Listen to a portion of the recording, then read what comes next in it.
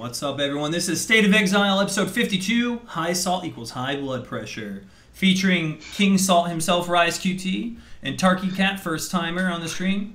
If you guys need to find him at all, you go to twitch.tv/RaizQT or twitch.tv/TarketCat. Thanks for coming along, guys. Thanks. All right. So a couple things we're going to be discussing today. We're going to be discussing the racing, everything racing, constructive feedback to send towards GGG from King Salt himself, as well as the rest of us, and the 2-week race. So everything racing. That's it. What we new league speculation, but not too many expectations. Just things that what we're really looking forward to, buffs, nerfs, things like that. In this episode, we really want to bring out the community Q&A. We're in a kind of a lull time right now in Path of Exile. So any questions you guys have that we don't cover in this podcast, please send to @ZiggyD Live, and we'll gladly write them down in a notepad and ask them at the end. So without further ado, let's kick things off. So the racing season is not going to happen. That's it. So there's no racing this go around. What are your thoughts about this, TarkeCat? Personally, I think it's kind of insulting, but I don't want to go like too kiki about it. I think the main thing which sort of triggered me without going super complainy was the fact they announced it so late. But otherwise, I think that the community is probably happier to have the 2-week, unfortunately. So for the community, it's probably a good thing, but it triggered me a little bit. So why did it trigger you? Seriously? Well, the fact that, okay, so when you have a cycle of, you have the new league comes up X amount of time, you wait for a mini break, you then have your in-between filler league, then you have this.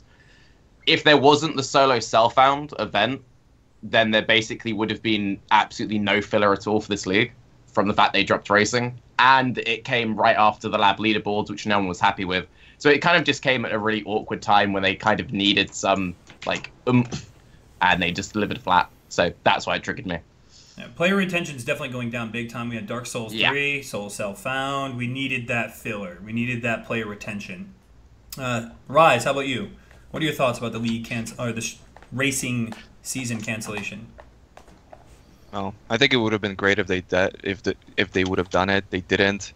At this point, there's really only hope that they actually will improve something based off of the Reddit posts. I feel like they could have posted a little bit more on the actual thread so more people would know rather than Chris responding to people on the Reddit and all that sort of stuff. I feel like that's a real problem if like Reddit is the main source of their feedback rather than the forums or like actual announcements. So that ties into the whole racing thing. But overall, I don't know. It's a really long topic. You know, there's a lot to talk about, and I want to touch up on that. So when a company is responding more on a third-party website than their own website, that's an issue because that's where people are going to complain. Especially when that place where people have to complain, there's no moderation. Reddit, you could say what you want when you want. There's just upvote, downvote. There's a little bit of moderation in terms of, like racism and things like that. But people are now, all the people that like to complain will go to this website where nothing, you could say whatever you want, and they're not even going to go to pathofexile.com anymore. That is a big issue. And I think... I mean, did we ever go there, though, to be honest? Like, did we ever go to... Really? The development manifestos... Reddit's only a small part of the community. Even though it's like very active and the Reddit community is very vocal, it is still only a small fraction of the community. So this discussion that's happening with developers on Reddit is not reaching a lot of the wider community. Exactly. So they're not hearing like this discussion happening about racing or like Chris saying that they're looking to improve things. They're just hearing that it was cancelled, basically. I think most people either just go to Reddit or they go to streams to get their news about GGG. That's true. At least that's my point of view. People go to YouTube. People go. The development manifestos will get more views than anything on Reddit, anything on YouTube, anything on Twitch. Everything should go development manifesto or some kind of here it is from us. The original source of information should come from pathofexile.com, in my honest opinion. Well, I think it really, really, really depends on the topic because, like, for instance, for racing, most of the feedback for them was posted always on the forum, and they literally never responded to anything. Like the best players in the game, like Throz, would post pages of feedback on the forums, and random people would post a lot of feedback. They would never respond to it. The only response ever was through Reddit. But then, some other topics, they do actually respond to like game mechanics and all that stuff on the forum. So depending on what you're looking for, you know, you might get a different impression. Like for me, I agree with TarketCat, but then what you're saying, Zeno, also makes sense with the developer manifesto, because there are a lot more posts under the forums for stuff. In like fact, that. just to chime in here, I'm looking at the PoE Reddit right now, and there's 1,200 people that are all tabbed, and I would say there's typically around that much, at least like minimum, on views on Twitch, like at the time, concurrent views of all of Path of Exile. So like, I don't know. I don't think the Reddit gets anywhere near as much attention as people like actually think it does. Like as you were saying, like it should be posted, you know, somehow connecting into Twitch or even on their front page and etc. I know it'd be better if they did it themselves, but I think the current system is we put it on Reddit, then a streamer sees it, then he tells his viewers, then his viewers complain and tell other people. Like it currently just. I kind of agree. It's a natural way of things. Yeah. But if it's posted on the website, someone goes to the website, comes in your stream, and it's the same result. The source of information should stem from the source that's creating it, not a third party. I mean, it'd be better if like Chris did not a personal third party, blogs, but he doesn't. So we have. I thought GGG loves the third party stuff. I mean, look at XYZ. Yeah. What are we talking about? Touche. So as much as I do love GGG, I think in all future posts, and I guarantee that they're not happy with how that was handled. I guarantee it. You know, after talking with them a lot, I'm pretty sure it was a blunder, and they're well aware of it, and I guarantee we're going to get some kind of development manifesto in the future about it. Maybe even apologizing. I mean, one of GGG's best traits has always been that they do often respond to feedback and criticism and stuff in a good way and learn from these things. Now, like as Raz said, not always. Sometimes stuff is posted on the forum and doesn't really seem to go anywhere. But a lot of the time, they take that stuff internal, but just don't end up responding to it. So maybe that sort of communicativeness is more needed. But yeah, they hopefully this institutes some change. It's almost like an extreme. They go out of their way to help the community. They actually give a damn. This is one of the companies that really does give a crap. And when they make a mistake, because they're so good at giving crap out the community, we would just light the fire underneath them. You know what I mean? So it's like you can only hide behind indie companies so long, but at the same time, racing season is huge. It's so huge. And the way it was handled was pretty poor. I think it didn't help that around about the time you had the whole Goddess Unleashed thing, like there were just lots of annoying things which happened around the time of Silence, and then you get this amazing video of a build clearing a map with like nothing else, which probably didn't help. It tends to very be that later in leagues as well. People are a little less kind of like satisfied, so anything kind of negative can be taken a bit worse as well, because people are getting restless. Yeah, this is very true. We start sharpening our pitchforks. All right, towards the end of the league. So once the pitchforks were fully sharpened, they announced the 2-week race, which is coming out May 6th, if you guys aren't aware. It's a Perandus. Currently, as the best of our knowledge, unless they changed it recently, I didn't see today, but it's a Perandus 2-week event. That's it. Fresh new economy, same thing we've been playing, 2-week, here it is. This is the filler. TarketCat, you look a little PJ Salt when I just said that. Why? I think... Alright, okay. I don't know. I think the big issue with the 2-week is we've just had Perandus, and not most. I did solo Starbound. That was my like Perandus version too, and we're getting Perandus 2-week as the last chance to experience Perandus during Perandus. They could have just done something interesting with it, and that would have been cool. And I wanted something like Double Invasion Beyond, just go for it, have fun.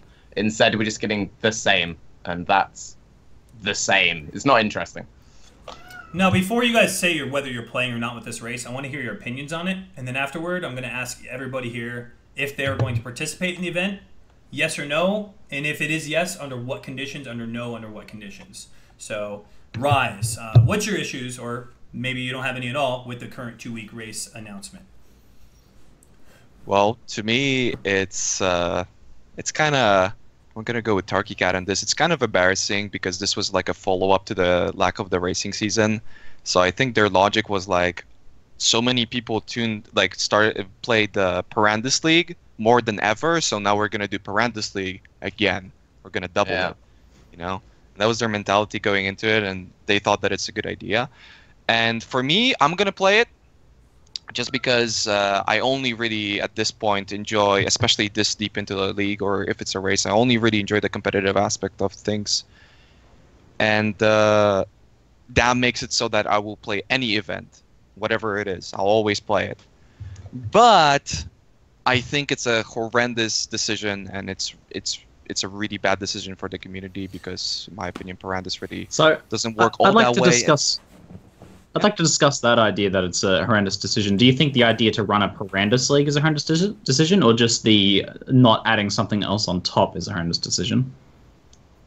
Well, like, despite whatever opinion I might have on Perandus, they decided that they're not going to put it into their core game, so that itself is kind of flawed.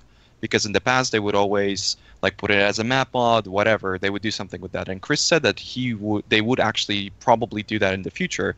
But now they're switching it up and actually not doing anything innovative. These dip deep into like the league. So I think that's a problem. But I mean, I can talk about whether or not Perandus, in my opinion, would be a good addition. But I would. Go on, Pohx. Oh yeah, I was gonna just chime in really fast. I think that Perandus would be the issue. Like that personally, like I would rather play a blank 2-week league, like just remove Perandus and I would play it, because if you look at it from multiple points of view, I took a short 1-week break because Perandus has introduced so much lag into the game as one thing. Like it's fun to start new and you have all your fun, but we didn't have, at least I never had lag like this before. Like I usually avoid parties because of frame rate drops, but here I just play any character that has chain or pierce, and all of a sudden you smack a pack and you can't see your screen anymore. Like to me, that's not something I want to race in, especially. But that's just me. Quickly, like the thing which disappointed me was they cancelled the racing season, and when I first announced on my stream, all of my viewers were actually happy because they didn't care about racing. They said it's cool because we're going to get this 2-week, and they were really hyped about this 2-week. Give me the names. You should kill all of them later. But they were all speculating like all these amazing things we could have in a 2-week. So I feel like people got hyped up on we're going to get like a Headhunter 2-week, or we're going to get this and we're going to get that.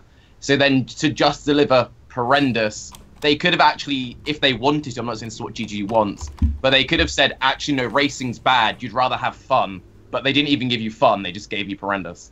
So yeah. All right.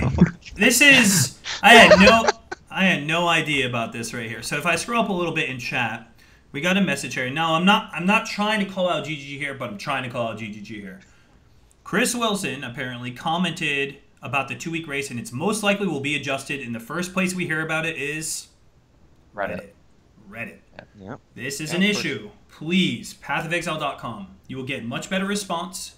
All the whiners can go to Reddit. You're not going to get a good source of everything. This is what I think's happening, Zeno, is that decision hasn't been fully made yet, but this is Chris thinking aloud essentially to the community, which is really good that he feels comfortable enough to do that. He's been punished for it in recent times by people being like, I can turn a league on in 30 seconds, and then like using that as like a smoking gun against him and shit like that. Which is well said. You know, I mean, but just a quick forum post. Yeah, post thinking it on the aloud, forums. Think aloud on the forums. I'm sure that will. I'm pretty sure that will follow if they have actually decided, okay, we're going to make some changes. Like to make a post on the forums to say we think we might make some changes. I don't know. Maybe that doesn't actually make that much sense. I don't know. I always go on. Oh yeah, it's different. It's a different situation because generally, whenever people would show like this amount of disappointed, everyone like GGG would immediately react. Like literally the next day they would go, oh okay, we're gonna change this. But now they're not doing it, so maybe they are so extremely limited on the resources, time, whatever, that they honestly just can't. But yeah, just the topic of posting on Reddit, it's. I mean, I also understand their perspective, especially Chris's. I mean, he's just a guy, you know. So when he sees that much negativity, and the PoE Reddit is pretty negative, he feels like he has to respond over there. While if he looks through the forums, it's not necessarily as negative, and there's especially no upvote downvote system, right? So it's harder for them to understand that. But if you post it on the forums, where does it go immediately? Reddit. Let it be the second source of information. Every time a developer says something of worth, it goes to Reddit. Someone takes that exact comment, throws it on Reddit. So if you want to, you know, like the flames need to be toned down. I get what you're saying, Raiz. The flames are heated the most there. So he wants to cool down the flames there. Title. Yes. High salt, high blood pressure. Listen, I mean, Zeno would just ban everyone. I know it. Oh yeah. I ain't got time for that crap. I could never be in the position that Chris has. I don't do well with bullshit. The guy he puts up with so much crap. And this racing thing is a huge dilemma for the community. My personal stance on the 2-week race, I'm going to do it regardless, but I don't want to be bored. I'm bored right now of Perandus. I'm like struggling to not be burnt out. And this is my full-time job. Oh, this is most of your guys' full-time job. You know, Ziggy's playing an evasion melee just because evasion sucks, LOL, and you're trying to keep it interesting for yourself. You know what I mean? It doesn't suck. I played Shield Charge. Yeah, I mean, he's playing Shield Charge. Shield Charge. And he made it work. But that's bluish, whitish, you know what I mean? I want to see them shatter. No, they just fall over and come right back. Cool, that's the most unsatisfying thing in the entire world. What's your favorite thing about playing with sounds? When you're wearing Hatred and you hear that crunchy, beautiful crit shatter. Yep, not with Perandus. You're like, cool, they're back again. You want the satisfaction of hearing your character crit. Yeah. You hit a Perandus bomb and it's like... Or they don't change color. Like, they're always this obnoxious gold. Like, when I chill an enemy, I want to see that bluish, whitish, you know what I mean? I want to see them shatter. No, they just fall over and come right back. Cool, that's the most unsatisfying thing in the entire world. What's your favorite thing about playing with sounds? When you're wearing Hatred and you hear that crunchy, beautiful crit shatter. Yep, not with Perandus. You're like, cool, they're back again. It was too laggy. Well, I mean, it's laggy as hell, but it's not even an engaging mechanic because it's either just incredibly punishing on your fresh reroll, or it's just the bubble box, or you completely ignore it. There's no choice with Perandus, which is why I think people get bored of it. The bubble boxes are the only thing I don't like about Perandus League, to be honest. I think that it still needs a little bit of work, but it's the only thing I don't like. But as for the 2-week Perandus League thing, I guess I'm going to take a slightly different stance. It sounds like is that I actually think that running a Perandus League, not by itself, but running a Perandus League is a good idea. I think Perandus, since it's not going to be entering the core game, this is the last chance to kind of get that refresh, new economy. Which is, I think, in Perandus League very interesting. The start of the league was very interesting, and now that players have more knowledge, it'll be really interesting to see how that plays out. Like how whether people go to coin farming really quickly to try and get funds together for buying items they need to get in maps, or exchanging that into high level maps later on or whatnot. So it'll be really interesting to see how people approach that, especially in like a more competitive environment as well. But I guess my counterpoint is that I think they could have avoided a whole lot of salt if they just added a little bit of spice to the top. If they just added a little bit of something, a bit of chili powder, just they could have done it some later. other league mechanic or something on top. Why do it now though? Couldn't they have done the Perandus 2-week next league? Because then it would be fresh to have Perandus again. That's it. I mean, isn't that now?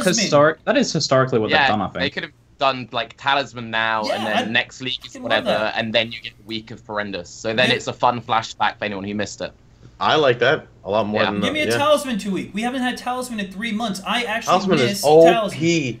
Oh, it's OP, man. Explain some things, and I'm curious to hear what you guys think about it. The idea of doing a Perandus only race event in which it's very heavily incentivized that people seek out and distribute themselves evenly amongst the classes, much more so than they do in a normal league, right? So top 25, trophies, per ascendancy, right? Like that encourages people like, I'm gonna go Slayer so I can get an easy demigods. That's the one. And I think that this in like a vanilla Perandus scenario might be GGG testing balance, but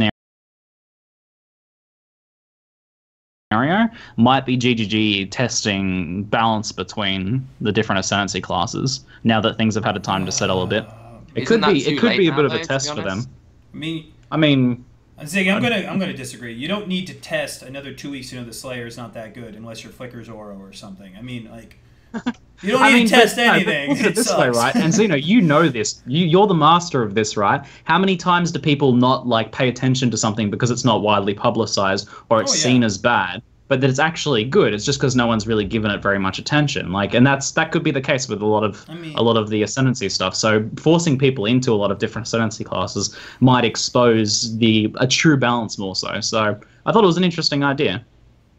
Yeah, but that's not tied into Perandus itself, right? Yeah, you could promote that in any other way. Like, you could do the exact same reward system with a different rule set.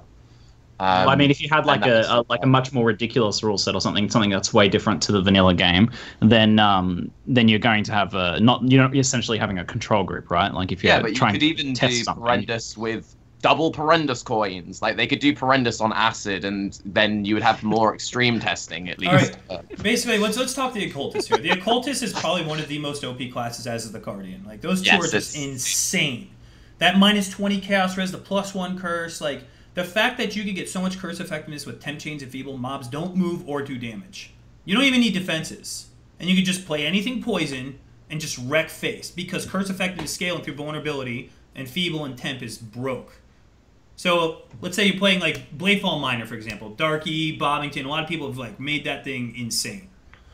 Can you imagine that in this like if they do a flashback event and you see the occultist just crushing content, that obviously it's just going to get destroyed. I already think the occultist is going to get destroyed. But if you just do another Perandus League, we're going to already see the same exact thing we saw the past 3 months. Why not give us some other kind of test? Okay. So that's what I was asking. Like, do you guys think it was some sort of experiment? I just thought it was an interesting idea. Like, like it could be an experiment, but it seems awfully late if that is the case. And it's really like it's obvious which ascendancies are good, and it's obvious which ones aren't that good, and it's obvious which ones are good and not being played. Like Pathfinder is OP, like, OP, the but no first one's couple playing months it. of Perandus, no one played. Yeah, I don't know if I Elementals. agree with that. Juggernaut. Do we man. really know which ascendancies are good? I mean, it depends on the it really depends on what format, like what exactly they're good at. I mean, if people are meffing, nobody's really going to play an occultist, right? So if they make a meffing really popular, then certain other ascendancies are going to be a lot. Yeah. I mean, that's obviously okay. What about boss skills? Occultist isn't particularly good for boss skills. What? Have you not seen the Bladefall Miner? Like, what, Rise? I mean, that's just chaos. That's to me different. That's the occultist in a nutshell. Yeah, but how do you balance that out? There's no way of balancing out when everything does enough damage and only we care about our mechanics. It doesn't have anything to do with ascendancies. One thing quickly, wouldn't it make more sense to test when we don't have access to all the items we won't have access to? Because if it is purely a testing thing, most of the good builds are reliant on X items that are very difficult to get. So if you test it in vanilla, then there are suddenly a bunch of ascendancy builds like VMS and stuff, which are nowhere near as good because you can't get the item. That's very true. I was seeking insight. Like I don't think it would be a good idea to be testing balance at this point in this thing, but it just seemed to me like a potential explanation for the decision to not add anything else to it. I mean, seriously, speaking of, try and play the Garena 2 race where there's a rare mob in every single pack. Try and play Occultist in that thing. It's a completely different game. So, depending on what exactly we're doing and what's happening next league, we can't really pick which ascendancies are like the best right now, because when the meta is going to shift, other things are going to get better. Very true. I mean, isn't that what meta is, though? Something is really strong, something gets changed, something else is now stronger. Yeah, but I'm not talking about like changes to ascendancy. I'm talking about changes to the actual gameplay. The core mechanics of the game, like Whirling Blades, all you have to use for a Val Molten Shell, the only skill you need to use is Whirling Blades. You don't even need to use Val Molten Shell. You just pop that and you just dance around for a little. Yeah, because you have access to a Skulls only because it's Perandus League. Exactly. I would say, though, on the topic of both things here, that Poison is still in a really strong spot. And regardless of ascendancies or not, last league I played a Poison Trapper with no ascendancies and was, killing at Zerion 2 hits. This league, it got changed a little bit. Ascendancy came out, but it would still be fine with that. So I think I agree a little bit with both. You can tell what's pretty insane right now, but you don't know the full spectrum until you pull out, Perandus, basically. Yeah. True. Well said. Well said. It's too specific of a control. We need to test more things, which would be a perfect example of the 2-week race.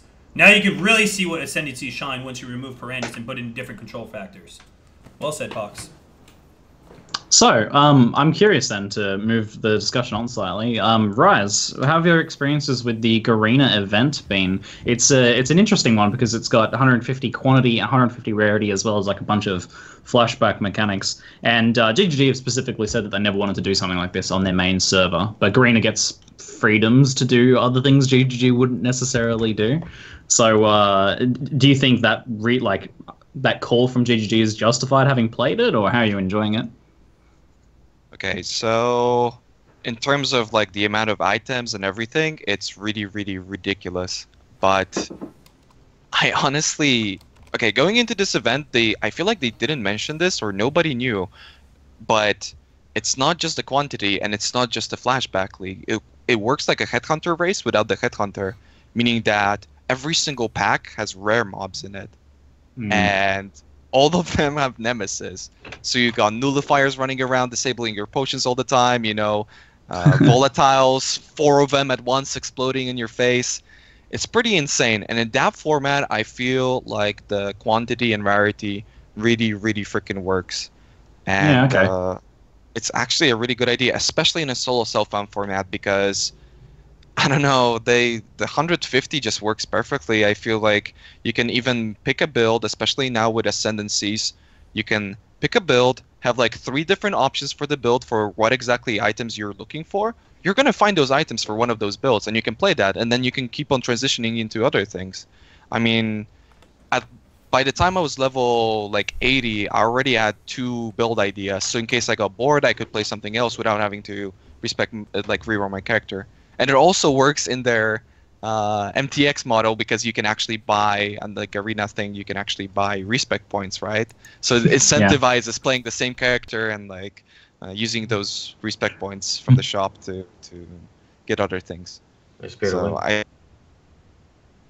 it worked out really freaking well. In the long term, I don't think it's that great, you know, because it's kind of Diablo 3-ish, but yeah. For now, it works, I think. I'm having a little bit of lag. Idea. If everyone could just stop talking for a second, just wait. We're all good. We're all good. Right, we're good. Sounds good. Yeah, it's a bit robotic. It's a little bit jittery. Only Skype being dodgy. Skype being Skype. Discord, please make video. Thank you. All right. Okay. So you think within the context of like a crazy, like not anything close to the regular game level of difficulty, the crazy drop rates are reasonable. And I mean, we've had that on our servers. If you like look at ones like where you're getting 20 lockboxes in each zone, right? That's basic. It's kind of ends up being the same thing as like 150 quantity, 150 rarity setup. Not quite, because here you're actually playing the game. It's like nothing gimmicky, like opening boxes or something like that. You're literally just blasting through the game. It's kind of difficult to explain. I don't know. I feel like this is one of those genius ideas that really doesn't work on paper, because I didn't even want to play this event. But when you're actually doing it, it worked out pretty okay. Okay. What do you think of the whole, but you're going to get used to this drop rate argument, which I think is the main reason why GGG doesn't do stuff like that on the main server? Like, do you think that if they did do it, that it would screw things up, or...? You know what? I don't know how outdated the comment on whether or not they would do something like that is, but with the direction that they're going in, like with the core game, I don't think people will get bored. I mean, if you just look at it, everything's just speeding up more and more and more. I think like this fits into it. If anything, this is the best way to actually make players play more cautious mechanics like Nemesis, because it is a pretty... I mean, you can argue volatile, you know, things that kill you after you've killed it are not that good, but it actually slows down the game a lot. Like... That's what we need. I feel like they're running out of options. I mean, Perandus boxes, I don't know if they slowed down the gameplay other than you standing there and, you know, attacking picking up all the coins one at a time. The thing that slows down the game the most right now for me is Labyrinth and the freaking Trials. Like, so over that. That is like the biggest like fatigue of them all. So in terms of actual mechanics, so I think it's a really cool idea incorporating like as a side thing, a rare monster in every pack, because it's introducing something you already know, but when you have multiple rares in each pack with Nemesis on, you're now fighting things you're not used to. Even though it's the same things you've already done, as Raiz said, you have to approach it differently. You can't just smack every pack in one shot because you don't know what that rare is going to be. Could be a proximity shield. You could have corrupted blood 7 packs in a row. Like, it's something very simple like that. Or even say you walk into a shrine and now you have 8 Storm Heralds plus shock round. Like, it's just something you wouldn't normally think of. I think is a really cool introduction. It actually fights also, like Nemesis in general fights the things that are really big problems right now, like Spark off-screening with the corrupting blood. You can literally have like 4 corrupting blood mobs, and you can't off-screen that. You know, everyone laughs at Reflect. Try and laugh at Reflect in this event when you have 4 Reflect mobs standing on top of each other. You know. And those are just visual. Like you can actually see these things. Like the reflects and proximity shield. You can actually still see them, and you're still putting your character at a big risk. And it also makes you build up for like Vol Pact.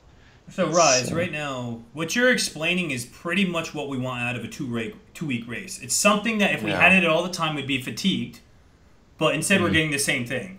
They don't hype up this Nemesis event, yet it's super successful on a server that's not normally very successful, and now we're on the main server, we're getting the same thing we've already had, and it's being hyped up.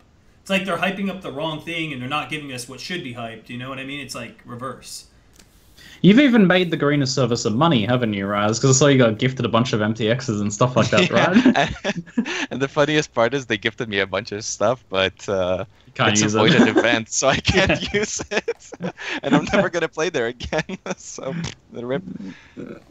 To be fair, what I just said, I pretty much stemmed off of what Noogie said in chat. We should probably just call him up on Skype, because that was so well said. Yeah. Cheers. Cheers, Noogie's been putting some good input in the chat. I agree. Alrighty.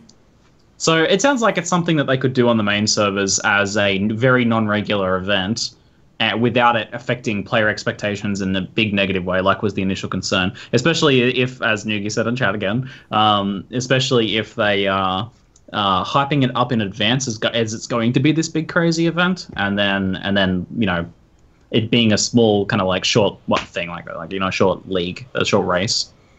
That could work. Brief. Oh, go on. Go ahead. Very briefly, if they were to do that kind of event, and this is something I've been pushing for a while, do you think they would rework Nemesis to be somewhat more even towards ranged? Like, the whole volatile thing, if volatiles and bearers dropped at the killer's feet, it would be equally balanced, both melee and ranged, and it wouldn't actually change the gameplay at all. Do you think they would ever do anything like that? Because if you do this event for 2 weeks, no one's playing melee, or someone might, but no one will for 2 weeks. Whereas if you just change like 1 or 2 mechanics, then it would be way more even. See, you wouldn't play melee to be safe, but some people play melee just to be like, I did that as melee. You know what I mean? Some people take that as a challenge. Like Pohx is like, oh, you kidding me? I'd totally do that as melee just to show I could do it. Some people take that as like a challenge. Mm. Yeah, no, I understand the challenge ones, but they could just. I mean, would it be that crazy if when you killed bearers, they dropped at your player's feet, so you had to move? Would that be that insane of a mechanic? No, because people like Raiz run into him anyways. Capo. Yeah. I just think. I don't know. I don't think that would be bad. I just think like it'd be really awkward if you're like, say, running like a mine map or something that's indoor, and you shoot into a hallway and you like chain into 2 rooms behind, and then just I don't know. I think it would cause a lot of deaths actually. I think nobody would expect. It's a really good way to PK people. Yeah, exactly. Yeah, because you literally hit like 6 screens away, and like it'd be like a field of bears. It'd be pretty unpredictable, actually, as well. In a party situation, it'd be really unpredictable. Yeah, but the things are supposed to affect different builds differently, right? Like melee has trouble with this, range has trouble with this. Range just has trouble with less things in general, but that's something that the game can iterate upon. Like Pohx mentioned about rares being in each pack, and that reminded me recently that Chris announced on the last podcast, at least, this idea of like these champion mobs in each pack. So things like these guys with different abilities. These are not like rare monsters; they're just like an extra mob in each pack that'll have whatever rarity the pack has, and will have some extra ability, and some of those things could be stuff that, you know, challenges range in a different way. Yeah. So they could be add some interesting extra difficulty that we have to slow down and consider, but in a good way. So looking forward to how that plays out. Ranged, man. The biggest problem with range is they don't get fortify, right? Kappa. So basically, champion exists now, but it's like, remember the first time you were playing in Awakening, and you get you ran into Dried Lake and the tornado shot was just like nearly one shot you, or you're playing Beyond League and the Beyond pack comes up, all 3 tornado shot you, and you're like, what the hell? It was actually a chance to be scared as ranged, like archer type mobs. So maybe we could see some archer mobs that actually do. Would always keep you on your toes. Mm-hmm. Yeah, that's why it was so good. It's so insane. Everything you guys say. It literally, the Garena thing literally counters all of that. Like the range thing, the ranged having fortify, you know what, nullifier, bye-bye, there's like 7 mobs. The range mobs, you get crushed by those things. I love those type of mechanics. That's why Invasion's Arrow dancing. Oh. Invasion, man. No matter if you were melee or ranged, Invasion would always keep you on your toes. Mm-hmm. Yeah. That's why it was so good.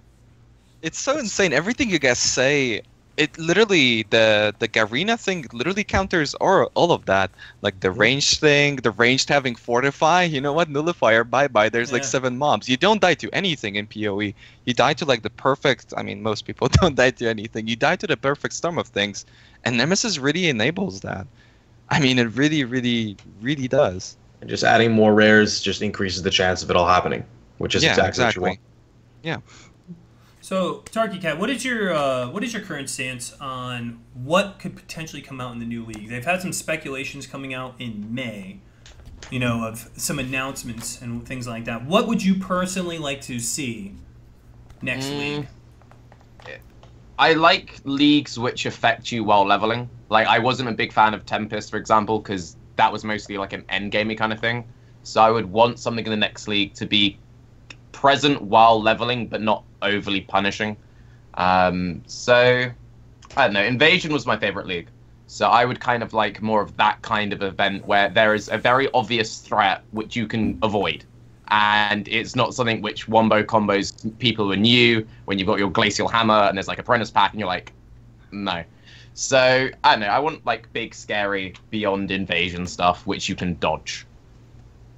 Basically, maybe that's what they're doing really with this when they said that they're going to be adding like invasion type of mobs into things. And honestly, also again playing this event, I mean invasion, invasion is my favorite league, so I look at this a little bit differently. But maybe looking at mechanics like invasion and maybe like even invasion, maybe at this point in the game, it's a good idea to revisit that and maybe add it to the core game. Invasion, I feel was great once it was post-tuned. Once it was tuned... Yeah, no, pre-nerf was done. Pre-nerf was done. Pre-nerf was a little ridiculous. I mean... All right, let's not talk about it. So I got a question, I want you to give a shout-out here to an old-school PoE player. What was your favorite thing about Evasion partying? There was a guy that would let you know when an invasion boss was coming up. Yeah, Dump Truck. Dump Truck's computer was so bad he would lag anytime an invasion was there. Like, we were running like Palace... It was when I think it was when I was with Havoc. I was with Havoc and Dump Truck, and before we'd vol cycle, he'd be like, "Don't vol cycle, I'm lagging." He's like, "There's an invasion boss there, don't do it." I'm like, "Okay," and we'd look, and it's like Choska. Wow, nice hacks. Nice Good Exile HUD. saving the day, man. I'm lagging. I mean, truly, he would freeze. Like he would be stuck for like 10 seconds, and he wouldn't move. So I don't know. It was funny. Yeah, we could call Invasion Colby Cheese League. Every time you like did anything to Val, Burning Arrow Exile would kill him, or Choska would kill him. No, Choska, he would go run to Choska, and he died to her 3 times going to Piety and Merciless, and he just broke his keys, slammed it. It was great, man. Invoking the rage within people. But no, like on a serious note, think about it now. So there was like the global monster damage buff a while ago, but Melee has Fortify now, right? So Melee has Fortify, and it's easier to stack layers of defense with Ascendancy. Shotgunning was removed, AoE overlapping is there, but shotgunning was a very scary thing in Invasion. So, and then you introduce them now. I'm not saying, do this, but I think it could be something really cool. And I know there's always but risk versus reward, but if the game's not challenging anymore to an extent, that doesn't even matter about the risk versus reward. You got to make the game fun again, which I understand the game is very fun to a lot of people. So, what do you think of the idea of mechanics which don't one-shot you, but they punish you? So, for example, there's that mob with a very obvious attack, and you get debuffed when you get hit. That way, it doesn't wreck everyone who's bad, but people who are good will still avoid the mechanic. And that way, you'll learn early on how to handle stuff. Well, that's an interesting point. I've gotten very good at avoiding those, those quill things that do suppressing fire and slow you down because they're so freaking annoying. Getting slowed is the most annoying shit. So you get good at avoiding their attacks. So there might be some logic to that. I don't know if I like the idea because I hate like slow mechanics like that. No, but like if you had an invasion mob, which like if you got hit, it's the biggest scary like invasion spider. If it hits you, you do 20% less damage. So it fucks up your clear speed. So you don't want to always get hit by it, but you need to think about it. And if you're completely new to the game, you'll learn. And then Crawl, it gets scarier. Merc, it gets scarier. So you just like ramp it up. And it's a nice learning curve. TarketCat, there was a great example. Before Immunity Shock Flask exists, one of the scariest bosses in the game was the Lightning Trapper on the way to Dominus because he would tri-stack you instantly. Yeah. You get tri-stacked, you died. People were terrified. Now you see him, you're like, whatever. So a mechanic like that where you get punished hard and there's no immunity to it can really, really make the player think differently. Before he would just purge the shock, but he would tri-stack you right again. So that's actually probably a very good fix to the whole range versus melee evade and things like that. Because suppressive fire is the most like irritating debuff in the game because you can't do shit about it. I was gonna say that the only problem with introducing things like that is you would have to. I feel like you'd have to do it to everything in the game, because no one's gonna tell you that when you walk into Vol in a high level map, his slam is gonna hit you for 20,000 damage or something. Like you, I mean, have to I'll tell you what tells you. Well, I mean, yeah, but That's what tells you it's going to do 20,000 damage. There's no debuff you're gonna get or etc. So like, whereas I'm not saying they shouldn't introduce it in another way. I feel like part of what makes Path of Exile difficult and fun is learning it on your own. Is being scared of it. I think being scared is one of the most fun things to like in Path of Exile that occurs. Like you walk into a room, you're like, all right, this is crematorium. It's double boss, 10 chains, minus max. I could get a +2 back then. I'm going for it. And like you go for it. And you don't know how much it does. And I don't know. I think those are the funnest times of PoE. Yeah, but no, man. You only say that because you know how to play the game. Like, think about it, how that affects like the new players. I wasn't good back when I played Invasion. I was terrible at the game. I made a double strike character. I take me like 15 minutes to clear a Bazaar map.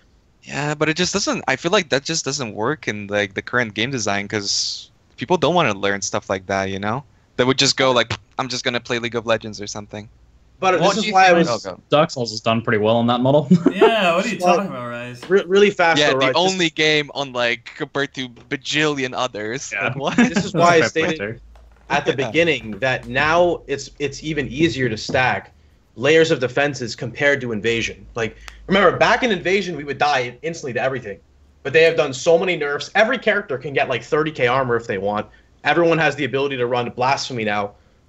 You know, you've got the new flash that come out as well, so you can have like permanent blind on things. You have Fortify. I don't think we had Fortify back in the day. You have Fortify? You have Fortify. But I just mean, like, I feel like there's so many more layers of defense you can stack compared to back then. Shotgunning was removed. I don't know. I don't think it would be that bad at all. Wait, shotgunning was removed? I think I died to that this league. You know the guys that shoot lightning from Perandus? Oh wait, it wasn't removed. JK. So let me ask this question then, or let me like put this to you guys. Let's analyze what it is about like what's the mechanics behind the perfect league, right? What is it that we've liked about these different leagues that we've liked, like ambush and like invasion and things like that. And I think one of the big things is like a real risk that is optional. So I think stuff like the lockboxes are, you know, an optional risk that you can take on, but and with like a real solid, like, you know, fear factor there, but also an irresistible potential reward as well. I think that's one of the big things. And then on top of that, the knowing exactly what you have to do to complete it. Like one of the most frustrating things about Perandus mods, for example, is like the bubble mods. When you're like, just like, how long do I have to wait until this is done? Like, how long do I have to kill these bubble guys? So, would you guys add anything else to that list? Or disagree with that? Because the problem is Perandus is an oppressive league because you have absolutely no choice with it. If you want to be that dude who's afraid of lockboxes, you're still afraid of them, but you can avoid them. You can choose not to click on them. There's a dude I level with who says, I refuse to ever click on lockboxes outside of maps. And he knows he's sacrificing some experience for that, but that's a decision he made. Same with Exiles. Like when there's a Exile, it's like invasion though, right? Like you. Yeah, but it wasn't in every corridor, so it wasn't oppressive. It was that constant fear of there's something in this zone which is going to molest me. But it's not going to molest you in every corridor. What thing? You know? It's got a little personal. I wasn't. Wow. It's about layers of molestation. You need to like. There's cheeky, nice, and then there's too much. You need to like find the right balance. I think what TarketCat's trying to say here is that you don't give. Go for the corridor. I think he's saying exactly what he's trying to say. You know? Yeah, perhaps. Yeah. But give the player an option where if they die, the only thing they can blame is themselves. And Ambush exemplified that. Who clicked the box? You died. Desync is much better than it was before too. Remember back in Invasion we had desync like crazy. Now there's lockstep, and of course some people do, but I mean like you're like, you know, three doors down, you made a left, and all of a sudden you died, and you know, fast forward, you're like across the other screen because like you forgot to open the door when you walk through it, because God forbid you try to jump through it. It's like you jump through and you're like, It's like, what just happened? You guys remember those days? I'm pretty sure. Asakati? No. You don't remember Yeah, getting Asakati slammed slams. What? I would get slammed by Asakati, I'd die, and I'd see my corpse like this. JK, no, let's go back. Boom. These things never happen. Asakati looked like a pleb mob, and all of a sudden you're dead because he hit the ground Yeah. like 5 years away from you, and you're like, what killed me? Yeah. And then they give him like a burning-looking dumpy maul, and you're like, oh, He looked so mad. that's Shitakati. TarketCat, I just want to say this is your rite of passage, man. You just Thank you. Thank you. that is it right there. No coming back from that moment, TarketCat. Yeah. I'm waiting for the odd shot. It's gonna be good. It's gonna be good. Well, can we get an odd shot, please? Thank you. All right. Oh, Jesus. So is there anything else you guys call out about, like, a particular league that you really liked that you think goes into making the good leagues, or things to avoid as well? Like, for me, like the bubble mobs that you have to stand there killing for 10 years and you don't know when they're gonna end. That's like the height of just grindy, frustrating difficulty rather than actually challenging difficulty, like an invasion boss or something. It's good when there's a league which encourages a certain kind of build making. So you go, oh, it's this league, so I need to think about the character you make rather than just, I'll roll whatever. Not even just forcing the meta, but it's like, oh god, I'm doing a blamped thing. You need to think about how you're going to handle that particular event. That I kind of like. It makes you think about stuff, basically. I don't know. Most players hate that though, right? Yeah, Where they're like, "Oh, I like playing making builds, Spark so because it there's works nothing for me, else I can but- do." Yeah, I like that idea too, but I don't feel like it works. You know, when people. That's how people get frustrated with the I think meta. it can work. All right, what It's the just reason? It could work, yeah, but it's because I think it's just because it's been too. It worked It's in the like, well, I guess past. we're only playing ranged builds in this league. Like stuff like that is obviously bad, but encouraging like a bit of more thought in your build creation, not just doing the same build you always do, like changing things up in the league because of the league mechanics and thinking about how you're going to deal with those. Like that, I think that is interesting. Let's talk about this now. So Beyond was like everybody loved Beyond because the reward was there. What was the reward? Maps. Well, You got Beyond's an maps. interesting one. Man, Beyond's an Ziggy. interesting one because it was very rewarding, and I think we liked it a lot. But at the same time, it was also probably one of the most exhausting leagues of all because it was just constantly always present, and that's why we went into that. I mentioned that thing earlier, avoidability, like the optional factor of it. I think is somewhat important. I don't think all of them should be a constant thing. All right, So like the constant threat of an invasion boss is a bit different to constantly Beyond mobs on every single pack. They are fatiguing. They're fatiguing now because the reward isn't there. And they're especially fatiguing because they come up with some bullshit RNG like, oh, I'm sitting on the map boss and suddenly I just ate a detonate dead. That's bullshit. That shouldn't happen. If the Beyond mobs weren't when they spawn RNG in your face dead, they'd be a lot better. And if they drop maps, they'd be especially better. Now, let's talk invasion. The point of the most successful leagues are the leagues where the blame is solely on the player. Like, Invasion League was so good post-tune because you didn't die off screen anymore.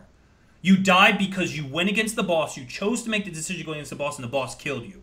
But if you didn't go against the boss, you lived. That was your reward. And you could get experience and items if you wanted to.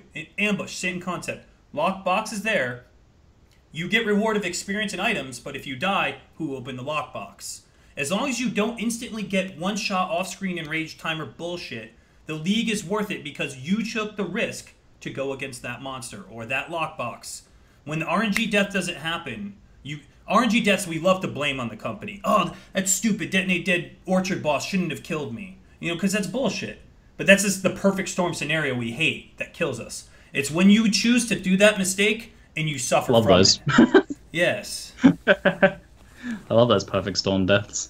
Does anyone here like spawning Beyond bosses? Like, does anyone go out of their way to fight a boss sometimes? Yes. Nowadays, yeah. Before, no. See, man, everyone wants bosses, man. We want the Yeah, invasion. we're I'm avoiding I telling want you. the challenge. I Yeah. think so too. The bosses It's the are a bosses good idea. because it doesn't I do like bosses. have to be crazy. Like, think about it. You run easy maps, you run strands, right? Because the boss is dumpy. It's a straight line. Who cares what's in front of you? It's a straight line. If you could have a random boss pop up on the side, I think it'd make it a little more interesting, a little more scary.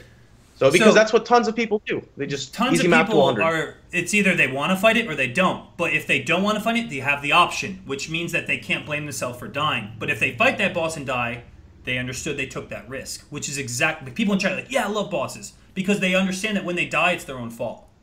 It's when it's bullshit. Like Perandus shotgunning. Like, why does that exist? That's out of my control. How are you going to say you remove shotgunning, introducing the game, and now I'm dead? Or P-Link. P-Link is... I can't control P-Link. It's crap. When you give the player the control of what they do with their character, and then that character dies because of their choice, that is a good league. So labyrinths then. Labyrinths are a good idea. You have full control, man. It's a great idea. You know you don't have full control because good luck hybrid. There's no control whatsoever. Okay, but that's like an imbalanced mechanic. But exactly. I mean, that's like imbalanced. But mechanically, what you're saying is that labyrinth is a good idea because you have full control. I do think the labyrinth's a good idea. I feel like you might be being facetious, but I do think labyrinth's a good idea. No. Trials are everyone likes it. But... Trials yeah, I'm saying to me that's a good idea, and it like helps the ARPG genre and everything. But it doesn't work. Like it just didn't work at all, and it's not tied to the trials or people hate the labyrinth. Like it is what it is. It changes the game for them. You're right. I'm not going to just but you have control. What do you think of the idea, of like a rotating league? So you have like a period of time and stuff changes, and I mean, since we like bosses, but if you did it this way, you have like the prime evils walk the earth, and there's like a rotation of bosses. So like, what's this week's new crazy boss combo? That could be kind of cool. I don't know. Here's the 2-week race, guys. Veil of the Night. Everybody has to wear Veil of the Night. It's permanently on your character. Go at it. There's your challenge. Yeah. There's which ascendancy class is OP, because everyone's got a big champion. I would love to see something like that. Just you want challenge? Here's challenge. Good luck. Man, I think every pack has Theatral Link would be the best way to prevent people from hitting 100 in a week. I think that would... Good times, man. Yeah, I mean, no one would hit 100 ever. Good times. We'd all quit, Nobody would play the game ever. What? Yeah. We wouldn't be able to like, distinguish the P-Link packs from each other. It'd be horrible. Let's just have a find the one mob on the map. I mean, I like the boss's idea also because I feel like the only way to balance melee right now is to increase the need for single target. Even though there's still like Elementalist and Poison right now that can just one-shot bosses no matter what. But generally, I think the idea should be that ranged guys have a lot of AoE, but kind of average damage, and then the melee guys have really sick single target, but then kind of average AoE. And with like really bosses, like you could kind of work it out. I mean, obviously, it would depend on the map layout and whatever, but that would be a step towards something, especially if they would like rebalance the game on top of it to slow it down a little bit.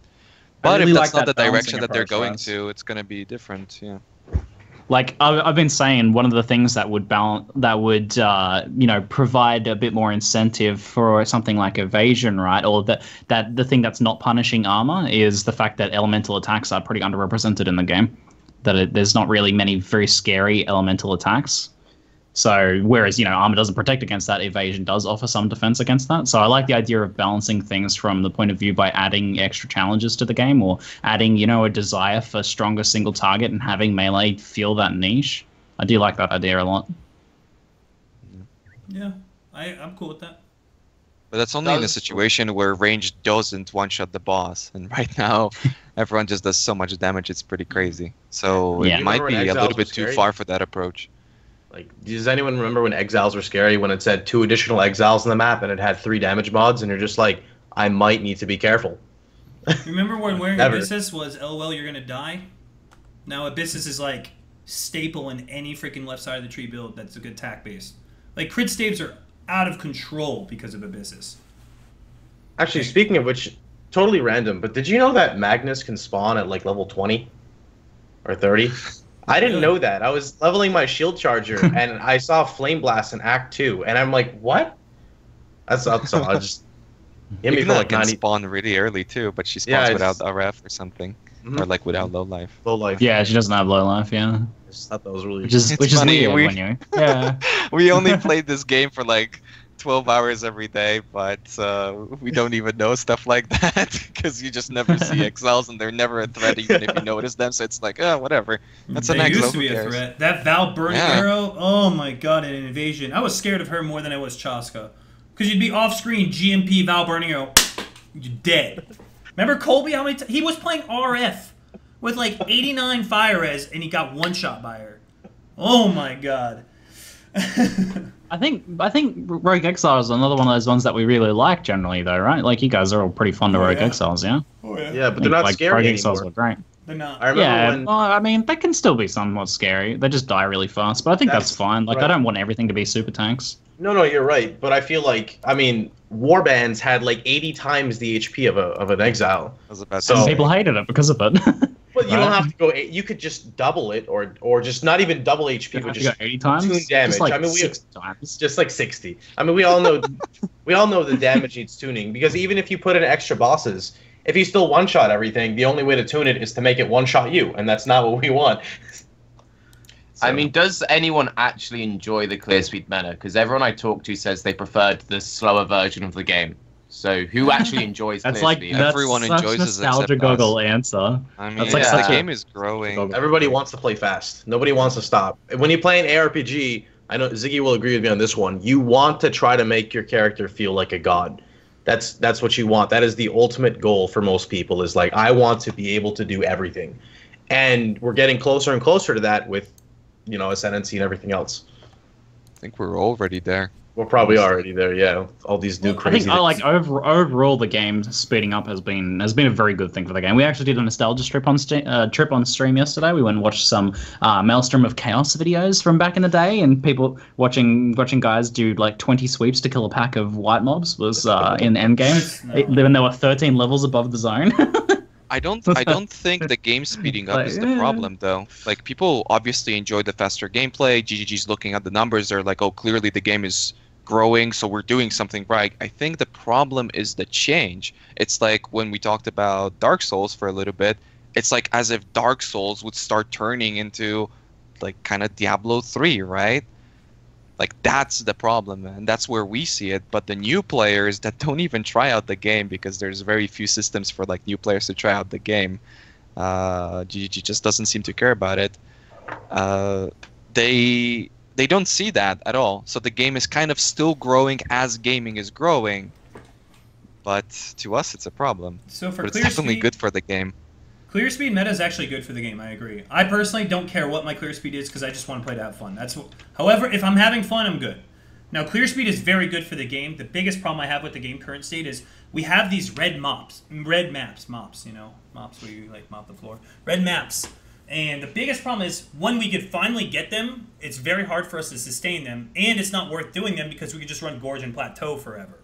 We just run Gorge and Plateau forever. They're straight linear dump fests. There is like a disconnect between like slower difficulty and lack of reward. I think that's what you're getting at, right, Zeno? What I'm getting at is that we need progression. We need to experience high-end content readily available and make it freaking hard, so our characters die in this hard-ass content instead of doing easy-ass content over and over and over and over. Well, you and can- skipping you the could- hardest. What's the point of that having doesn't hard work. content? No, What's the I was point gonna. of having... Oh, guys, let me finish, please, for the love of God. What's the point of having hard content if we can't even access it? And what's the point of the best way to level is the easy content? Why would you ever run hard content? Why? There's no reason. You can't sustain it, and when you... it's not even worth doing because you're not even getting EXP per hour. Yeah, but You it's know what I too mean? much. It's too late. Like look at Warbands. Like that didn't work. It was hard content. It was just it wouldn't work. I agree with you to an extent. The problem is, one, you don't make red maps harder. People already, first off, don't even get that high level. For most new players, they don't even get there. And with the map mods on it, if we probably didn't kill things 3 times as fast as we did, people would be dying left and right in red maps. Like I got one shot in a red map for being out of position from 6k life. Like you can still die very easily. The problem is what you brought before, which is what a lot of people know of, is why run red maps when I could easily run a blue gorge map with pack size or a blue plateau with pack size. The other problem is, as Raiz said, the game is so far into development, you can't just make a change. Like you have to change the entire mapping system before you can even work on that. Which That's good. yeah, but it's not easy to do. Like you have to change It's not everything. gonna happen. It's like a full rework. It's like imagine them trying to nerf a mechanic in the game. Like look at what happened to Prolif. They changed Prolif, and who uses it? It's gone. Like Yeah. it's barely. I made very a bad rare. lightning prolif build. Yeah, like It you was can make shit, them, but I did it. but it's very. Didn't you play a Prolif shield charger? What's the problem here, Pohx? What are you trying I'm to just say? like Prolift Lightning Warp, Prolift Shield Charge, these are perfectly viable builds. I don't know what you're Yeah. I think that there's a simpler solution, though. I think, and this is something I've talked about a few times now, but as far as maps are concerned, and especially high-end maps like what Zeno's talking about, I think the best solution is to further incentivize the running of difficult combinations of mods. And I think a good way to do that is to provide synergy bonuses for nasty mods that go together. I mean, there's no real reason to run like crit with extra damage, right? Like those things combo together are like deadly, right? Like that's horrible. But you don't get any extra bonus for stacking those two things that don't go well together. Like when you run poison by itself, not very threatening. Vulnerability, kind of scary, but vulnerability poison, there's a synergy there, right?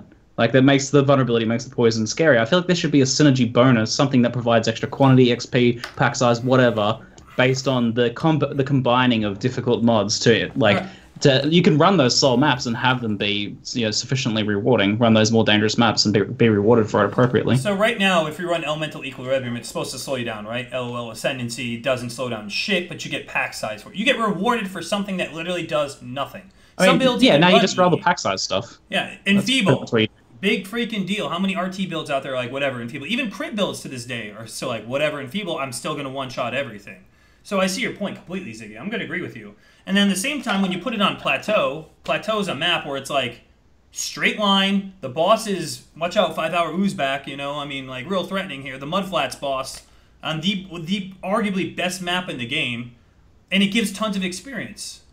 Yeah, but like, what's your idea to fix something like that? I mean, make the progression of so mapping. Much... Oh, sorry. I'll let you finish. I was wrong there, Rise. Yeah, it's just that like there's so much shit in the game right now that it's just impossible to balance around single builds. Like even what we're talking about, Enfeeble, Chaos, and not getting affected by maps, like all these things. It's literally impossible. There's just so much shit that counters like single builds, Like even Exiles, Soul Exiles can counter certain builds like the Abyssal Cry guy, right? Mm-hmm. And that's pretty extreme. Like how do we actually get out of this? Do we rebalance the entire game and stop adding content? I mean, do they stop that, or do we just make it like WoW, where everything before is kind of in the game, but it doesn't matter the way it is right now, where you don't really get affected by exiles, you don't really get affected by bosses, none of that shit matters. The only thing that's scary to you are the new mechanics. So do we really make it so that everything is so much easier and you only focus on the new stuff? And then in the next league, it's the same thing, where all the new stuff from that gets pushed back or rebalanced or whatever, and then it's new stuff again. Like, there's no way of getting out of this if they keep adding content. Well, it's worse with Ascendancy. It's a lot worse with Ascendancy. I mean, there's a 2-hour video of me at level 75 face tanking tier 13 Vol with crit multi, and he couldn't kill me. Yep. Yeah. And you can do that with any one Ascendancy. You just pick a certain wonky thing and you go, I can face tank this, and I can face tank that. That's fine, though. They need to do a big rebalance, but I don't think they ever will. Like, they need to go back to basics, I think. Honestly, because you used to be afraid of certain mechanics. Yeah, they won't do it. I would like them to. They won't do it, though. They need to make it so the map tier progression actually makes sense. Tier 1 is easy peas right now, right? But then we have Brutus in there that's going to one-shot you, so don't run dungeon ever. But then you have Plateau that has ooze back, but then you'll have, tier 10, 11 bosses. You're like, you got to watch out for Academy boss. Every time you hit me, there's a tornado. So you just learn the boss. Why don't we have hard bosses in the higher tier maps and easy bosses in the lower tier maps? Because you'll purposely not do a map because of the boss. You have to, the progression of mapping should be harder as you go, not do the easiest map of that tier. And then at the same time, Havoc says in chat, make red maps actually give experience again. Increase the red map drop rate, and then just nerf the hell out of experience, make it exponentially higher, 95 to 100. That is a freaking amazing idea. So make map tier progression hard over time, and then give us what we want, the challenge, without just farming ooze back in freaking Plateau or Creighton and Gorge. You know what I mean? So, out of curiosity, if you do that, right, exactly what you just said, what is going to stop someone from running Plateau and Gorge to 95? A harder boss. A harder boss, harder content. You make the map tier system actually have harder content exponentially, the experience exponentially higher. If you want to be 100, the best, why don't you make the leveling to 100 the best? The hardest content, not easy peas the whole way, straight line, with an easy boss. But you can just skip the boss. Yeah, exactly. Okay. If you make maps The same more thing. available, you just skip the boss. Make the mobs harder. Make the actual experience of that map difficult. Make the map What That's if- harder. rebalancing the game. It's just not gonna happen. I mean, with that What attitude, if- it won't, but it very well could.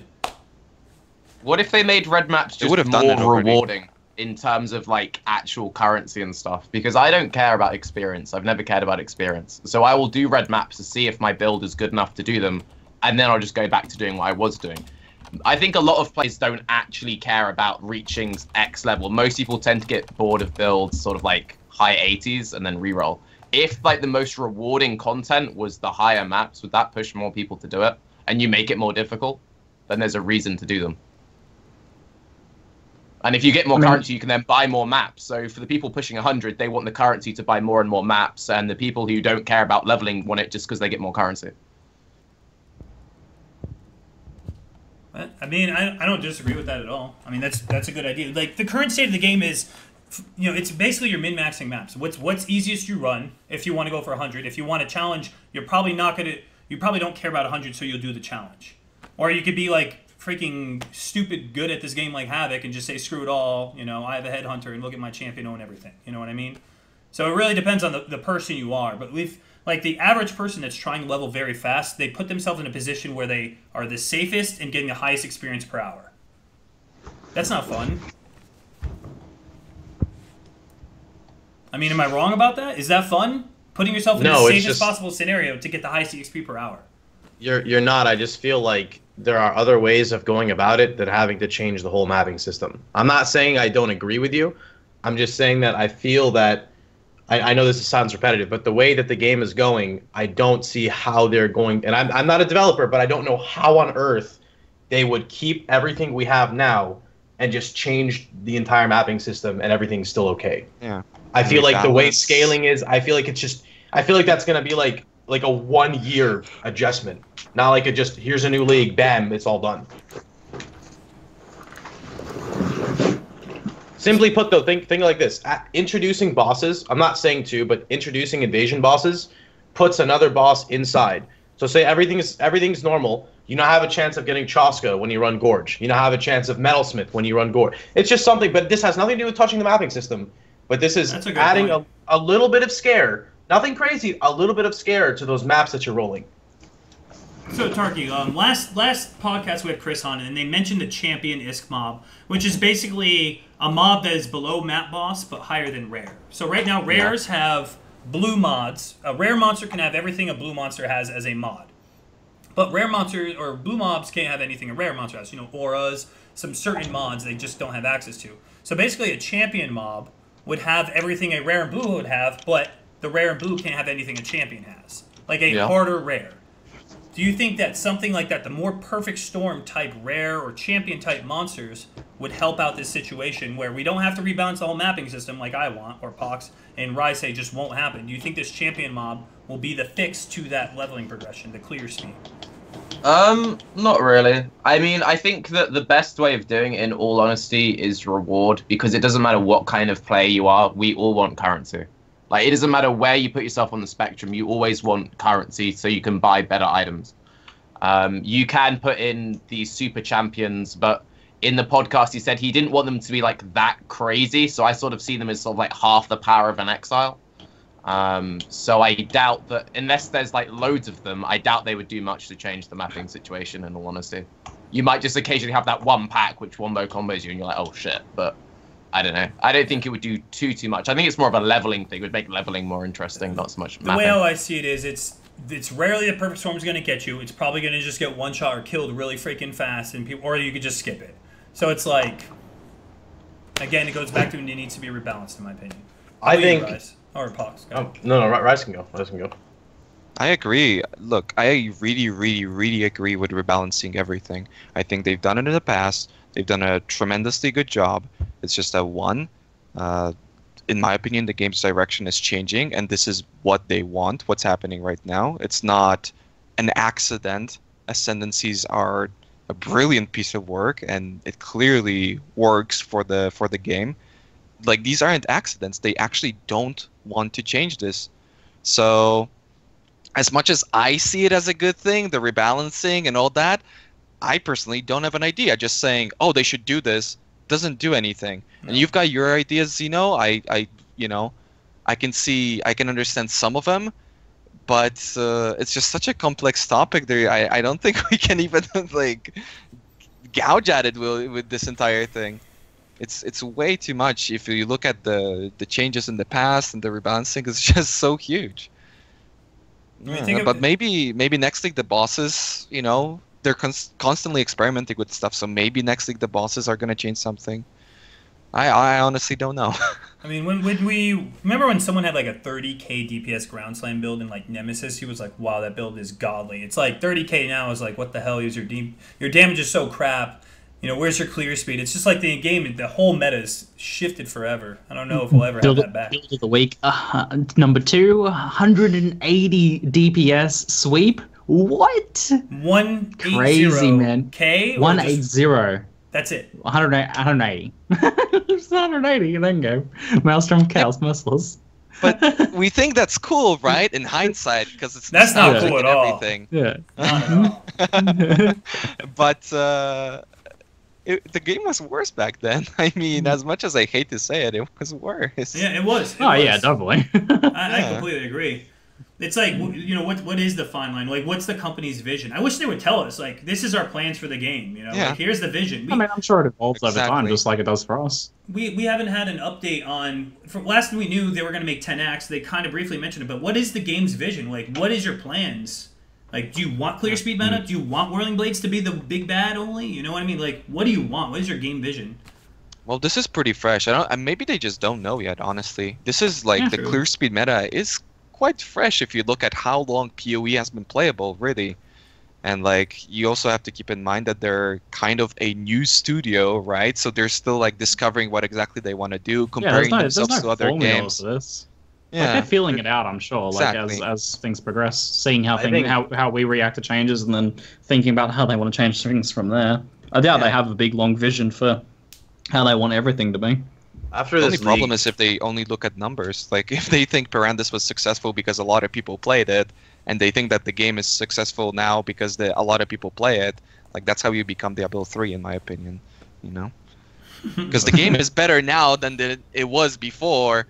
And there's definitely like more players playing now than when the game was trashy, and like we're kind of stumbling onto that logic right now. I mean, I feel like that might be a slippery slope argument there, but yeah. I mean, it's slippery slope because it's comparing to Diablo 3, and if I would say any other game title, it would be completely different, as long as the actual mechanic behind this is the same. I never said Diablo 3. They usually state stuff like that towards like at the end of a league, I think, in that little introduction. Don't they usually write up a little? Yeah, they're like, this is how we thought we did, etc. These are the statistics. So I think that before we question GGG a bit, we still do have to wait towards the end of the league and see exactly where they're going, because I'm pretty sure they'll say something about it, because this was definitely something new for everyone. Perandus League was, I mean, it's pretty different from your other leagues. I think people want to know. People deserve to know what's happening next, So my next question, you guys, is we really haven't talked about this much in the podcast. Do you like the way how we had so many level 100s after 2 weeks, 3 weeks? Do you like that progression, or do you miss the level 100 after 3 weeks grind? I miss the race. I think the race has gotten very uninteresting now. There's barely any time to watch it, and it seems to have lost a lot of the competitive aspect of it as well. I think there's some less players being involved, but I think some stuff needs to probably change with the game in that regard. I feel kind of strongly about this because I always really, really liked watching the race to 100. Like when I flicked my stream off at the end of the day, I'd flick over and watch a few of the guys who are competing for 100 who are like closing in on it, and it would be interesting. There'd be some back and forths, and it'd be a bit of a longer kind of like drawn out thing, more opportunities for people to die. And now I feel like it can be done really quickly and safely, and there's not really much there now. It's mostly just like a time dedication thing. It's like, how much can you not sleep now? I feel that's what I've been trying to say. The risk is not there anymore. People are like, well, he'll do it in a week. What's next? So with the next thing said, isn't there? To me, the risk is much higher right now than it ever was. Before, you could be slow, you could do whatever. Yeah, if you got right like now 5 with days so many in, new you're mechanics, with so many things stacking, map mods, Perandus mobs, the lag that you had. I mean, I died on the Garena thing due to like lag helped it out. Like, there's so many more things that stack up, I don't feel like it's safer at all. Maybe it's safer because you like get more EXP now than you did before. So maybe that's the reason why it's safer, because it just takes less time, so there's less room for something really bad to happen. Yeah. But like the actual gameplay in a competitive environment to me is harder now than ever. But that's not a perspective a lot of people will see ever.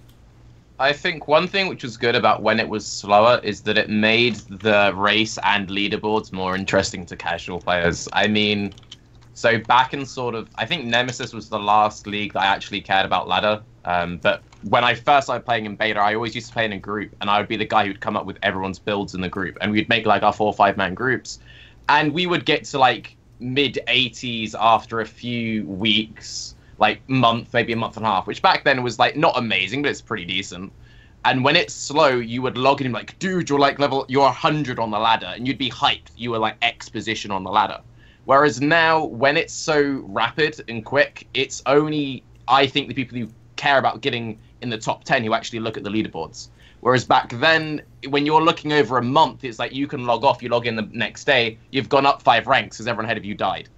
And I think that when the game's more drawn out, then people care more about the leaderboards. But it's harder for feel people like that's going for our 100. Like, look at Havoc, man. Like, the dude's probably like working on his life and shit. You know, like college, all those good things. Do you think he's got time to do 3 weeks? You know what I mean? Like 3 weeks is a long time. I like watching that. Like, I remember logging into his first at Siri hardcore, first Uber at Siri, and it was like, wow. It's like Rigval, what? You know what I mean? So it's like, I don't know. I feel like it's opinion of the game changing more than anything. It's just old dogs like us and like everyone that's been playing the game for so long talking about this shit and like kind of de-hyping it because there's just not enough new players. I feel like if the game would be fresher, like there would be more players actually getting introduced to the game, the leagues would grow a lot faster than they seem to grow now. I feel like that opinion would be very different. But the game's player base is just not growing fast enough for this to stay interesting. Do you think the issue is the game itself just doesn't attract new players? Because the initial experience in PoE is pretty shit. Like, we can all agree that the first like 2 or 3 hours you spend in PoE has little to no representation of the actual game, which is why when you're trying to get new people in, you have to like really push them to stick through it. Because I'm sure you all have that one friend you've tried to get to play, and they just won't play it, and you know they'd love it. They keep trying it, and they're like, no, dude, this is like Act 1. No, screw this, I'm done. But they need a big rework before you could ever really grow it in that sense. I agree, Rise. You know what? The rose-tinted glasses do get, you know, old school. We've seen the game for a while. You know, sometimes new is better, you know. I get you, though. And we affect the community by saying stuff like that in a great way. Well said. Yeah. I got so you. it really de-hypes it. Yeah. So it's tricky. So at the end of the day, leveling to 100 quicker is actually probably better for the game and probably better for your mentality, if anything. But do you think that they need some other new hype now that level 100 isn't as hyped anymore to keep players interested? Because as soon as someone hits 100, like Havoc or Eats exactly. Like, as soon as someone hits 100, the player retention does start to go down because it's not, you know, it's not complete. The league is complete in 1 week. Now we have still nearly 3 months left of the league. It dies down much quicker, especially where everything's readily available. We got other challenges, other things to shoot for is Kappa, like Labyrinth. It might be a joke, but from GGG's perspective, I don't think this was a joke at all. I mean, granted, it's kind of a joke to them because they released the leaderboards a month and a half after the thing. The problem, but like, why would they do it if it wasn't something that they would see would grow the game? Like, would they just add it? Oh, this is really annoying. Let's add it to the game. I think to them, this was the new thing to get the game hyped up again. It just didn't work at all. I feel like a really difficult Uber Labyrinth needed to come with this Labyrinth. Like, I don't know, like, it feels like they're waiting to do this later. Like, maybe it's just all, like, you know, just all superstition now, but I feel like there needed to be a high-level Labyrinth as well as, like, that extra thing to shoot for, that extra thing to compete for. And I think the leaderboard competition would be a bit more interesting if that was the case. Well, if leaderboards even existed when people were playing the game, would have made it more interesting. The fact they waited as long as they did for the leaderboards kind of killed Lab, I think. I think like GGG made the correct decision with Invasion, where at the end it was a great league and we most of us, I think, loved it when it was rebalanced and they worked on it, but they couldn't add it to the core game because at that point the general public's opinion was like everyone thought it was horrendous. So many people quit the game. They never returned. They couldn't add it. Yeah, they all quit in the first week. So if they would hear, oh, Next League Invasion is in the game, I'm not coming back to this game, I can't play this. Yeah, they wouldn't know about the rebalance change. And this is the same thing with the Labyrinths. If they keep working on it, they won't ever make it great. There's no coming back from this. Same for PvP. They tried their best. There's no coming back from the public opinion. So what you're suggesting, Rise, is that before something is released, make sure it's polished. Because there isn't enough testing being done. Because, I mean, yeah, you're right. I mean, beyond day one, I couldn't even... We couldn't kill mobs on ledge. Me, Pohx, and Ziggy were like, just beyond pack spawns, run from it. Oh, it was so much fun. I know I have a very odd opinion when I do it, when I say it's fun, but you don't ever get that because when Path of Exile, it's always so serious sometimes, you know? It's like, gotta not die, gotta not die, gotta not die. But when you're level 10, if you die, it doesn't really matter. But I think one of the biggest things to drift back onto the topic of, you know, like the racing to 100, I don't think it has anything to do with, like, the race is good. Like, the leveling, like, the amount of time set to 100, I think is in a good spot. I think, obviously, there's things that can be tweaked. The problem is the league lasting so long and that it's difficult to put something inside the league and not affect it because other people will spend their entire time. People who only play 2-3 hours a day are going to probably spend their entire time leveling. They might hit 95 by the end of the league. If you add something else in the league, like a new event, it's going to take away time from people that already don't have time that are trying to hit their goal. Because it's not like hitting level 100 is short. Like, it does take a large amount of time. So I think they're kind of stuck as well. Does that make sense? I mean, we knew this podcast coming into this was going to be a salt factory. And I'm just going to say it right now. I think everyone's doing pretty good. Everyone's like, just here it is, you know. I don't think it's been too salty. Should we talk about actual racing season? And you know, on that topic of, like, you know, what do we want to see in the future? Do you want to talk some about that now? So you know, obviously, like, I think most of us who were actually interested in racing were like, we wanted to play the new race season, right? So disappointed when it was cancelled, but, you know, moving on from that, it is what it is. It's done. ZiggyD may or may not be focusing on improving racing. It sounds like they are, like they want to bring back the next season with some improvements. So let's talk about, like, kind of what that is. And I've put down a few kind of, like, key points here that we have, but feel free to add anything, guys, as we go. But I think one of the big things is a lack of, like, hype and promotion of racing. Like, they hype up the new leagues, the new expansions and stuff like that. But I think, like, they could be doing a lot more to promote the promote racing itself, actually. So what do you think on that topic, Rise, specifically? Promotion through streamers, promotion through other websites. I mean, the problem, this, like, boils down to the problem we had before, because this is something that was posted on Reddit, and, like, Chris actually agreed with all of this. And but, like, I don't know if it's, at this point, it's their mindset or what, because I feel like when they say we care about racing, it's like an insult to the people that actually care about racing. So, there's a lot of things to be done, but they have to show the players that they're actually doing something towards it. And they keep saying that they're working towards racing, and we actually got new races recently. But I don't think they're going to be satisfied if they just keep adding new races, because that doesn't really grow it. So the media aspect is just so freaking crucial, and they could do a lot more with it. And I think they realize it a little bit more now when, you know, canceling the race season got so much exposure. Yeah, sometimes maybe that sort of exposure can be like a good thing ultimately, to have so much discussion about it. Like, I think we talked about this a bit before the show. You guys missed. Dog going crazy in the background. Did you have access to a whole, like, community of pretty dedicated streamers and YouTubers? And I do, like, myself and other people have done stuff with ZiggyD. So they do stuff with the community. Like, you know, I did the Scion reveal, man, that was freaking awesome. But I feel like they're still not leveraging this free, like, really, like, most of us are pretty, like, hyped to do anything like that, like any sort of, like, stuff work with ZiggyD to showcase new content or to, like, help promote aspects of the game, help grow the game, right? Like, I think most of us are pretty excited for that. I feel like they could be leveraging that a lot more. There was a lot of talk about it in the past, but then it kind of faded away a little bit. and now it's only the like occasional thing. And I mean, I'm gonna let them know, like, guys, you want me to help like promote racing? I want to do that. Like, I want to make a bunch of racing content. Like, I will help you guys showcase racing. So I'm thinking like stuff like pre-season, right? So pre a race season, to build up hype for the race season, to start promoting it.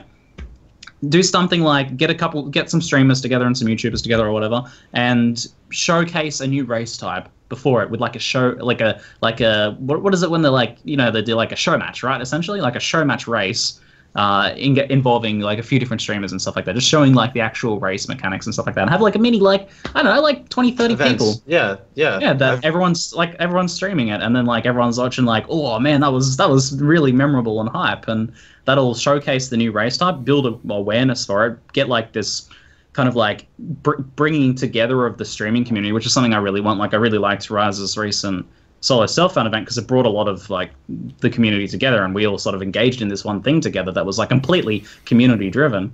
And this would sort of be a similar sort of thing, like bringing people together to focus on one thing, and that I think could do a lot for racing. I'm going to play devil's advocate here. So Chaw makes an excellent point here. He said last time they did that was Green Dude with PvP, and look how that turned out.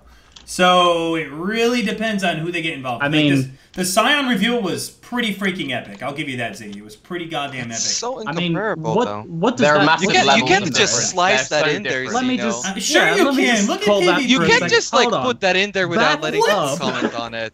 That's so different, though. Like, racing is actually something that's not new to the game. It works. People are clearly excited about it. It's nothing like PvP. People are excited about it. It's like if you would say about Labyrinth. It clearly works. Every time we have a new racing season, what is the first thing people complain about? Wow, the rewards are shit, not doing it this league. Yeah, clearly a great model. You know what I mean? They still do it, though. Yeah, but no, they don't. Yeah, they don't. People still do it. They still do it. You think racing is not a thing? Trust me, it would have just stopped completely if people didn't do it. Exactly. So the race season right now would be a good example of it stopping completely. Okay. It's on a break. Look at care PvP. About racing. Okay. I mean, think about it. People are racing right now to 100. Like it not this second, but every new league. Like, racing is a thing. It is there. Like, I used to do it. I used to compete in it. I don't do it anymore. But it's there. It's a lot of fun, and they're working with it. And it is successful. Like, it comes back, it brings people, and people want to try it all the time. Let's distill it down a bit, right? Action RPGs are a competitive PvE experience. Like, that's what that's what drives Path of Exile at its core. And racing is like another arm of that, like a pretty far-reaching arm potentially. I mean, like, even ignoring races. Not that everyone will race. I think a lot of people won't race ever. And GGG might look at the numbers and see people racing and think, this might not really be worth it. And I'm wondering if that is the case. But I think racing extends beyond people actually engaging, like playing the races themselves. Like, we want to get more people playing the races for sure. That's very important. But it's also like a visual thing for the game. Like, a lot of people watch StarCraft that don't even play StarCraft anymore. Like, that's a huge the watching of StarCraft is a huge part of what keeps people engaged in that game. And I think the same thing for PoE. People watching streamers racing, and I want to do heaps more racing, heaps more content regarding racing. I think a lot of other people do as well. I'm not saying. I mean, even ignoring the state of racing, sorry, just to quickly say this, you can still do the promotion, make it work, and build streamer hype through between, like, there's going to be this big thing between, there's the Havoc crowd and the Rise crowd. Even if you don't care about racing, you'll still watch that hype train. And you can very easily build hype, even if you ignore the whole racing thing. If they did that just with the subclasses, rather than, and then you got Reddit or the forums, whatever, to vote on which streamer gets to announce their subclass first. You then build loads of hype. People start checking out streamers they haven't heard of before. You build all this cross-promotion. Do the exact same thing with racing. So if suddenly there's this big rivalry between, like, there's going to be this big thing between, there's the Havoc crowd and the Rise crowd. Even if you don't care about racing, you'll still watch that hype train. And you can very easily build hype, even if you ignore the whole racing thing. If they did that just with the subclasses, rather than selling off to websites, yeah, they got loads of promotion. If it was one of those things of, dude, Zeno's got Juggernaut, and Zeno's really hyped to announce Juggernaut. I think you could have done something really cool with the announcements to the different sites is like something they should continue. I think that's a really good idea, though. You can split it. You can do half and half quite easily. Like, there's so much stuff you could do. Like, the whole dancing dervish thing. Like, you're the facebreaker guy. Imagine what you could have done if they said, what we're going to do, Zeno, is we're going to give this to you. Because not only would it be good hype, but it's also a good way of keeping your community sweet. Not that you need to care about keeping your community sweet, but for example, they've pissed off Rise. If they gave Rise something recently, right, he would be less likely to slag off GGG. It's 100% fact. Like, you get pissed off when a company screws you over. So there are some companies that I'm pissed with, which I'm not going to talk about, and there's some which I'm sure other people have been burnt by in the past, right? But if you do targeted promotion, it's free PR. They're not having to pay any of you because it gets you publicity. You get more views. Like, I'm sure Ziggy got a whole bunch of extra views from his Scion thing, right? So it didn't cost them anything. You got to do something really cool, and that increased your bond with the company and the game. And it's just a very easy way of promoting their own community. And look at Crip. Crip kind of built early PoE, so it clearly works for them. So if it works on racing or not is relevant. They should do more of it. It's free. Yeah, it's free. You know what? You're right, Tarky, because Chris comes on the podcast, so I don't see this point of view that Rise is going through, because Rise doesn't get the feature of racing, and you damn well should. You know, you, Moors, the people who dedicate their freaking time to racing and love the racing, there should... This goes back to what Pohx and I were talking about earlier. I didn't even see this. Well said, guys. Yeah. So, like, actually, I think about the amount of... Yeah, sorry. I want to hear what Rise has to say. Because I want to see Zeno's perspective on this, because he had the counter argument. So, like, think about just the amount of exposure that racing gets compared to, like, how many people play it compared to the amount of exposure, right? They literally do one announcement. That is it for a 1 month event. A there's no continued, like, this is sometimes how they don't even going. announce the end. Yeah. Like, so what it's like insane. So whatever happened to that race season? So like, let's take Forsaken Masters. Remember, every like 3 days we got a new reveal of what a new master was, and that was hype. Imagine if they had a different streamer do that. But you know, and then they feature it on their website or something, or a different YouTuber do that. They could do the same thing with racing. I see what you guys are saying now, and it's like this is probably one of the few companies that doesn't do that. Instead, they go to other promotion, which is fine. You know, IGN and all those other websites are fine. But I see what you're, almost a case of entitlement without trying to be entitled. I get where you're coming from here, Rise. So it's this a is what I want slippery to say, slope. right? It goes either way. It sounds like we're just like, give us free views, GGG. But I mean, it's about them leveraging something that is already present. Like, we already stream the game, like most of us full time, right? So it's about leveraging something they have available for free. And this is what I would like to say as like the result of this. This is less about us trying to like convince GGG through this podcast, and more like saying to you guys who are like interested in streaming or are currently streaming or making content like that, volunteer yourself to GGG to help them like showcase upcoming things. You'll be surprised what initiative gets you. A lot of these things that I've done, like the Scion reveal and stuff like that, was because I asked to do the Scion reveal. I asked Chris to come on the podcast.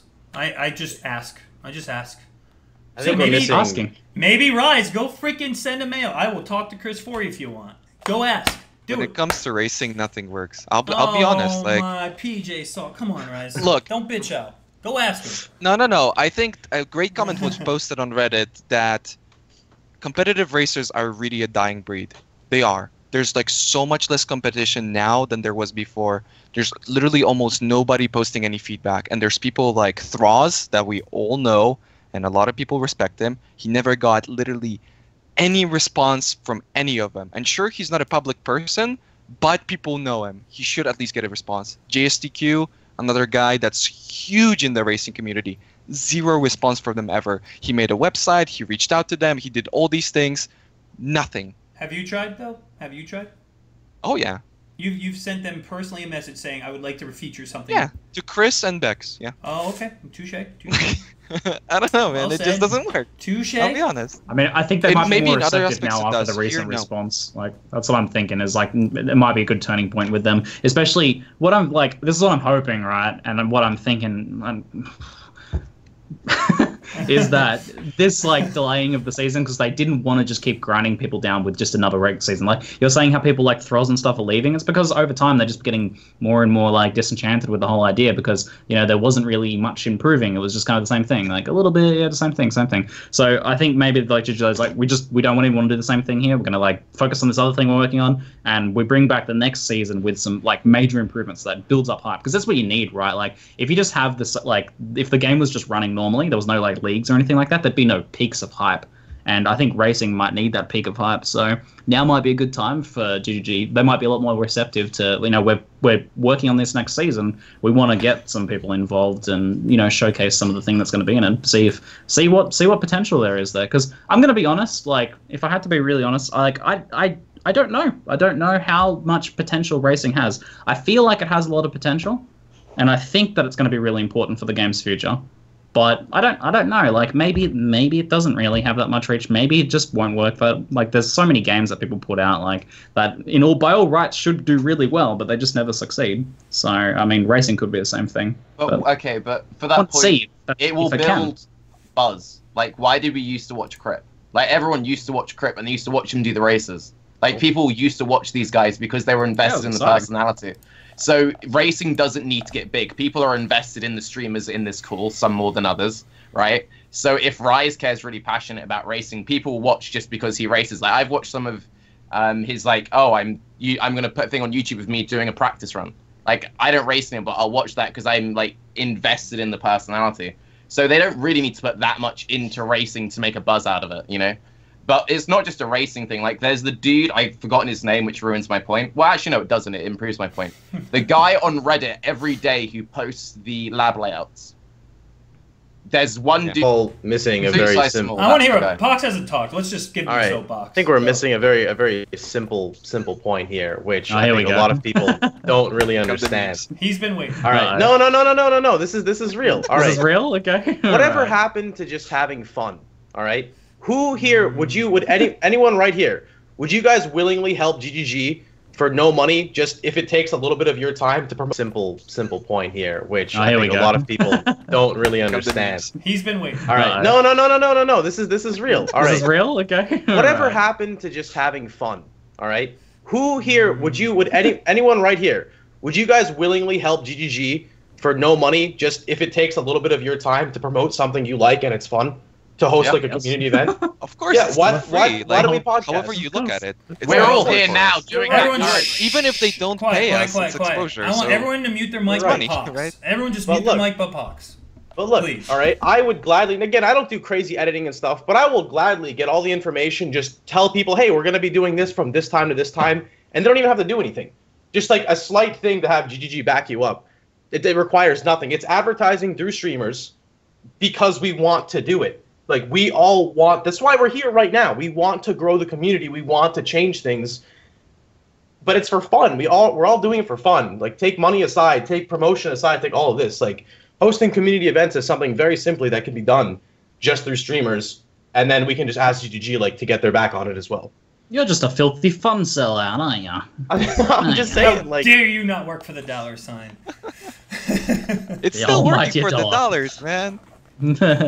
Even if you don't get paid, it's still exposure, it's indirect money, right? So at any point, it's beneficial, however you look at it. It's a good thing, though. I don't see any problem with that. But you don't need to always take that into consideration, I feel. I feel like topic becomes more serious when it's money is involved, Yeah. I mean, I'm streaming, Tree of Weeaboo right now with 50 viewers. It's not about the money. It's about the fun for me.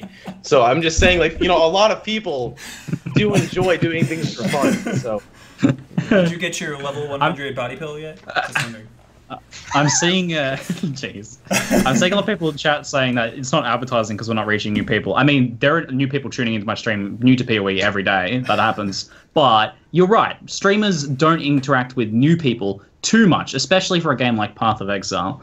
What we do is keep people engaged. The streaming community keeps people watching when they're not playing and re-inspires them to play. It keeps them involved in the game. And for a game like Path of Exile, its monetization system is based on people that are long-term engaged, not people that, come and play for a little bit.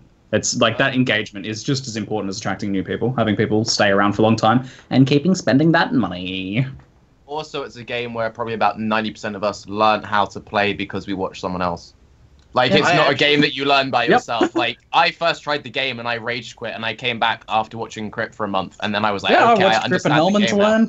Yep. Exactly. We nearly all watch someone else. So, of all the games I've played, Path of Exile is certainly one of them, which if you were to delete the YouTubers and the streamers, the game would probably not vanish, but it would be a lot smaller and it wouldn't grow.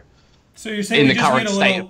So I think we're all in agreement here that maybe GG should do a little bit more for the community. Is that what you're getting at? Instead of just going to Reddit, or like what is the determining factor here? Like Pohx, what do you think the company should do to handle this to get better promotion, better marketing, and a bit less saltier attitude? You just put me on the spot here, but I mean, I would say that more or less, I think Path of Exile should branch out. Not to do anything crazy, but they should extend their hand, like for example, going with back what Raiz said, has nothing to do with streamers or YouTubers, but to people that are known within the community.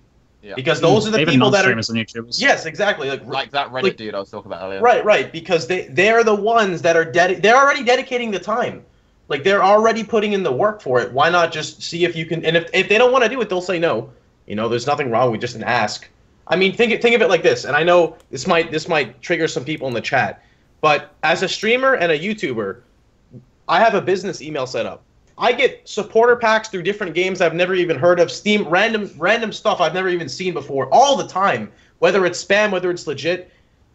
It's not hard to just send out an email to it. It's only one person. It's only a select people.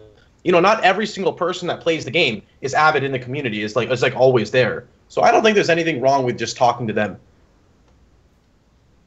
I think it's necessary. Amen. Yeah, exactly. Yeah. Shall we move on to some Q&A?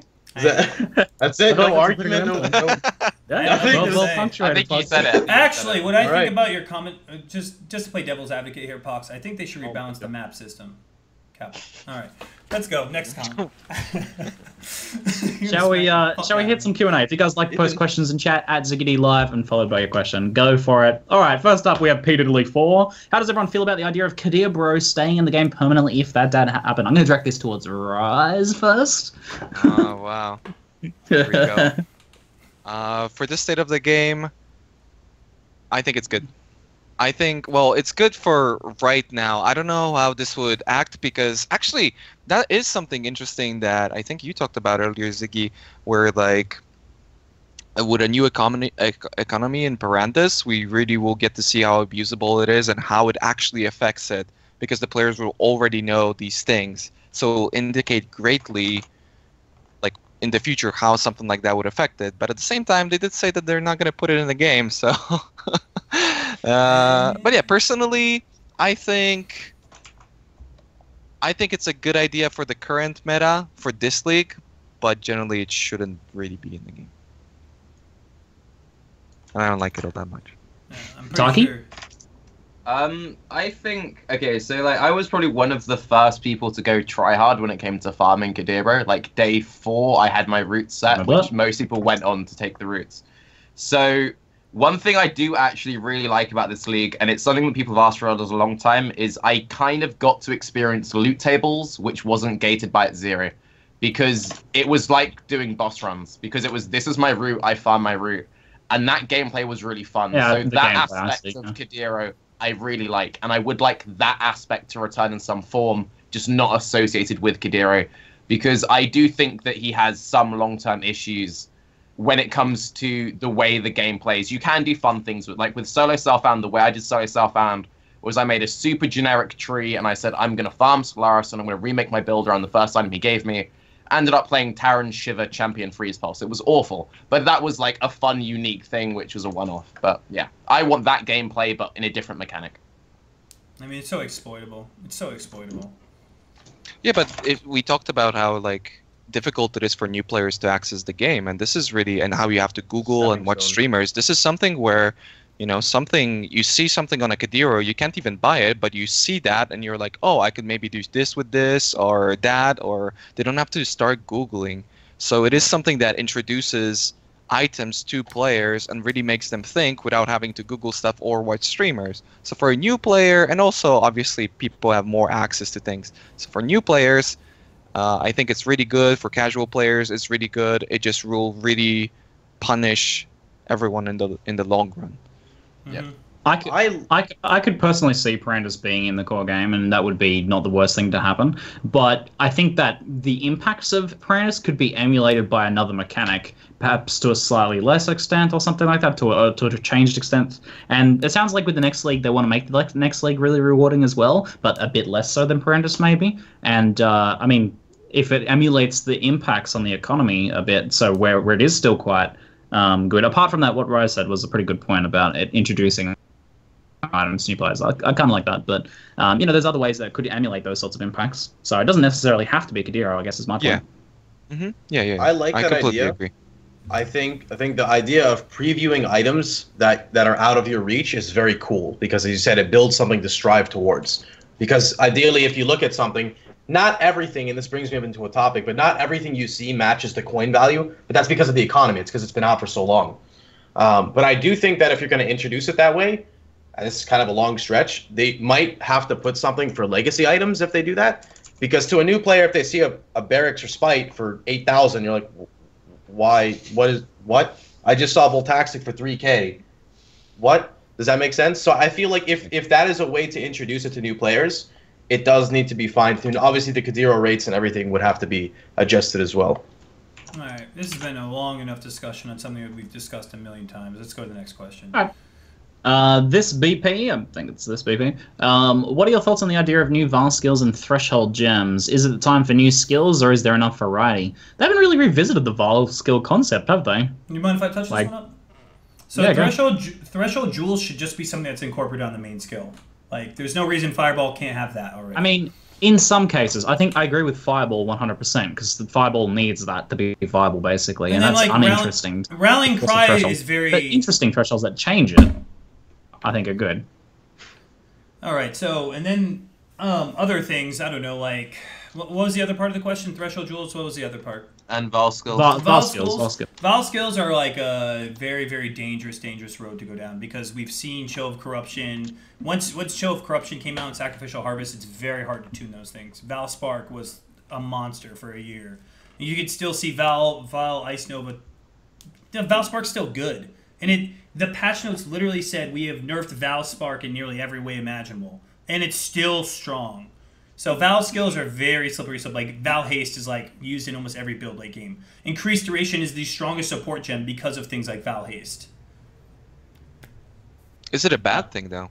Do you think rotations and like players having to use multiple skills is a bad thing?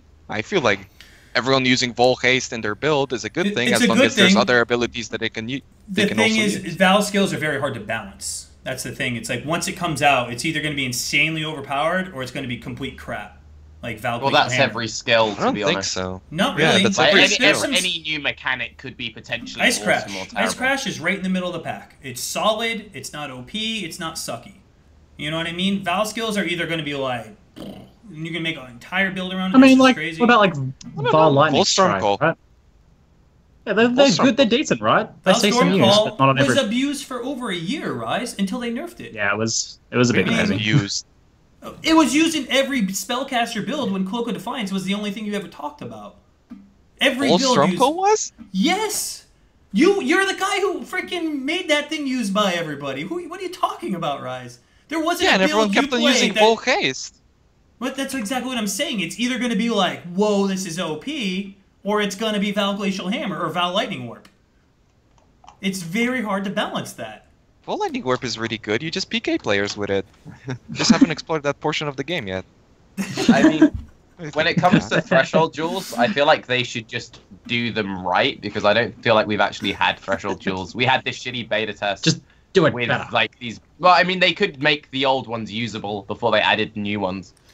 Because I think that name one threshold jewel that you would generally want to use. Name two that you'd want to use. Rallying Cry. That one's really strong. Fire. In how many builds? You can't use those. You already said those. Okay. You brought those two up when you were talking about this. You gotta pick two other ones. But how many are there, though? All right, so let's see. The one for special throw is not bad. What does it do? It's the one that gives you projectile damage per mon hit. How much does it give per? 4% per hit. Are you sure? Yes. Okay. So that one's strong. What other threshold jewels? Not very many. Viper Strike. Yeah, that one's really good. Yeah. I don't Like, they remember could what it just fix does. the old That's what I ones, mean. so they add more bad. You don't even The know Barrage about one is them. good. I actually use the Barrage one in my latest. Barrage is one really of strong. the Barrage is that very is good. like one of the good ones. And that's basically it. And Barrage is still usable without it. Anime weapons finally good because they weren't supported by the skill gems, but now they are. Yeah, don't you think that's something cool though? Like even now, ascendancies, because we talked about how like ascendancies overtake builds. To me, there's for like 90% of the builds that I've played, there's at least 2 ascendancies that I have to make a decision for, depending on what exactly I'm choosing to do.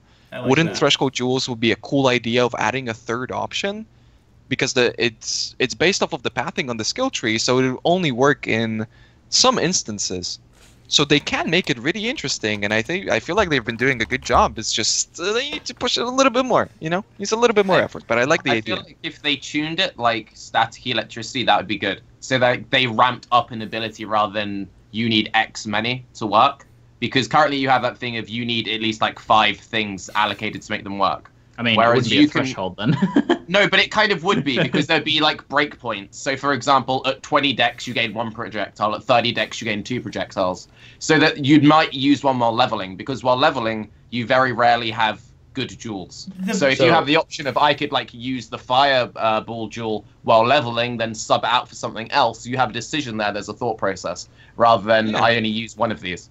The biggest problem with the threshold jewels is they're medium size, because half the time you're like, I don't know where I would put this because I'm not going over there.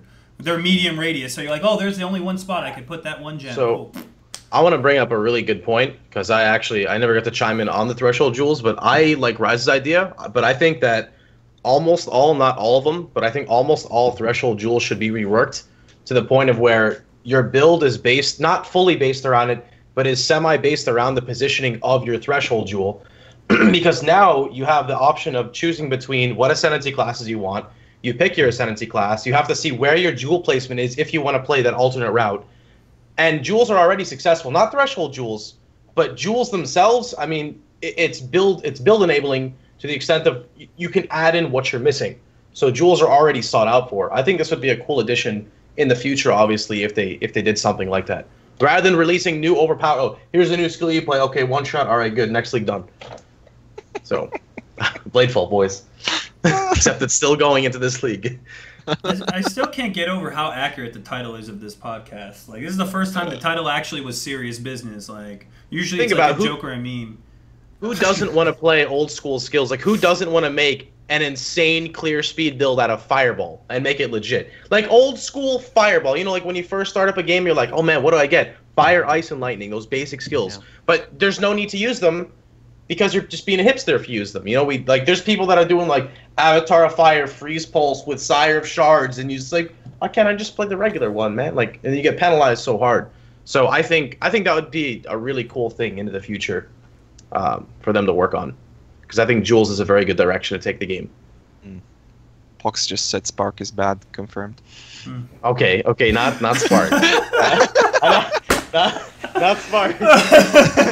Get wrecked. Okay, 10 out of 10. We'll go Lightning Tendrils. You get that early on too, right? Lightning. All right.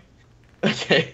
Well done. Spark's the dream. That's why I'm not talking about it. That's why it's okay if Spark is overpowered. It's all right. It's cool, man. We had Spork totems. They died, and then blank, and then Spark came up again. It's like, yeah. I got one thing to show to everyone in Twitch. All right, well said, Raz.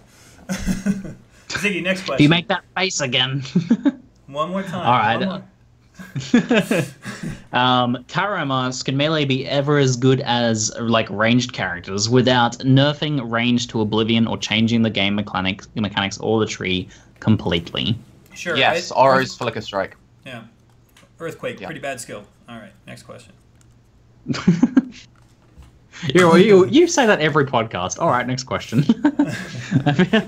I mean, melee's fine right now. Like melee's fine. Just play the skill that has the best mechanics. You'll do fine. Reeve, Earthquake, Flicker Strike. Wild Strike, Earthquake, maybe Earthquake, Elemental Hit. Right, Cleave. I think killed me for mentioned earlier. Cleave, so don't go there. Why would you do Baby Reeve? Wow. Baby Reeve? What? Baby Reeve.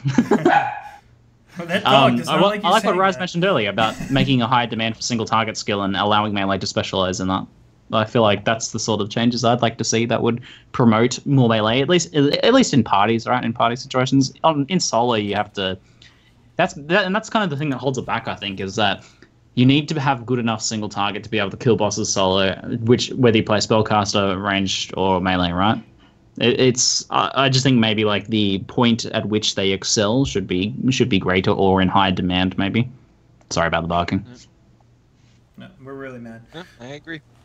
Let's get another couple in here. You guys got another 10 minutes on your plate, Tarky, Rise? Yeah, I can chill Yeah, for hours. sure. Let's get Yeah, another feel free to couple keep questions.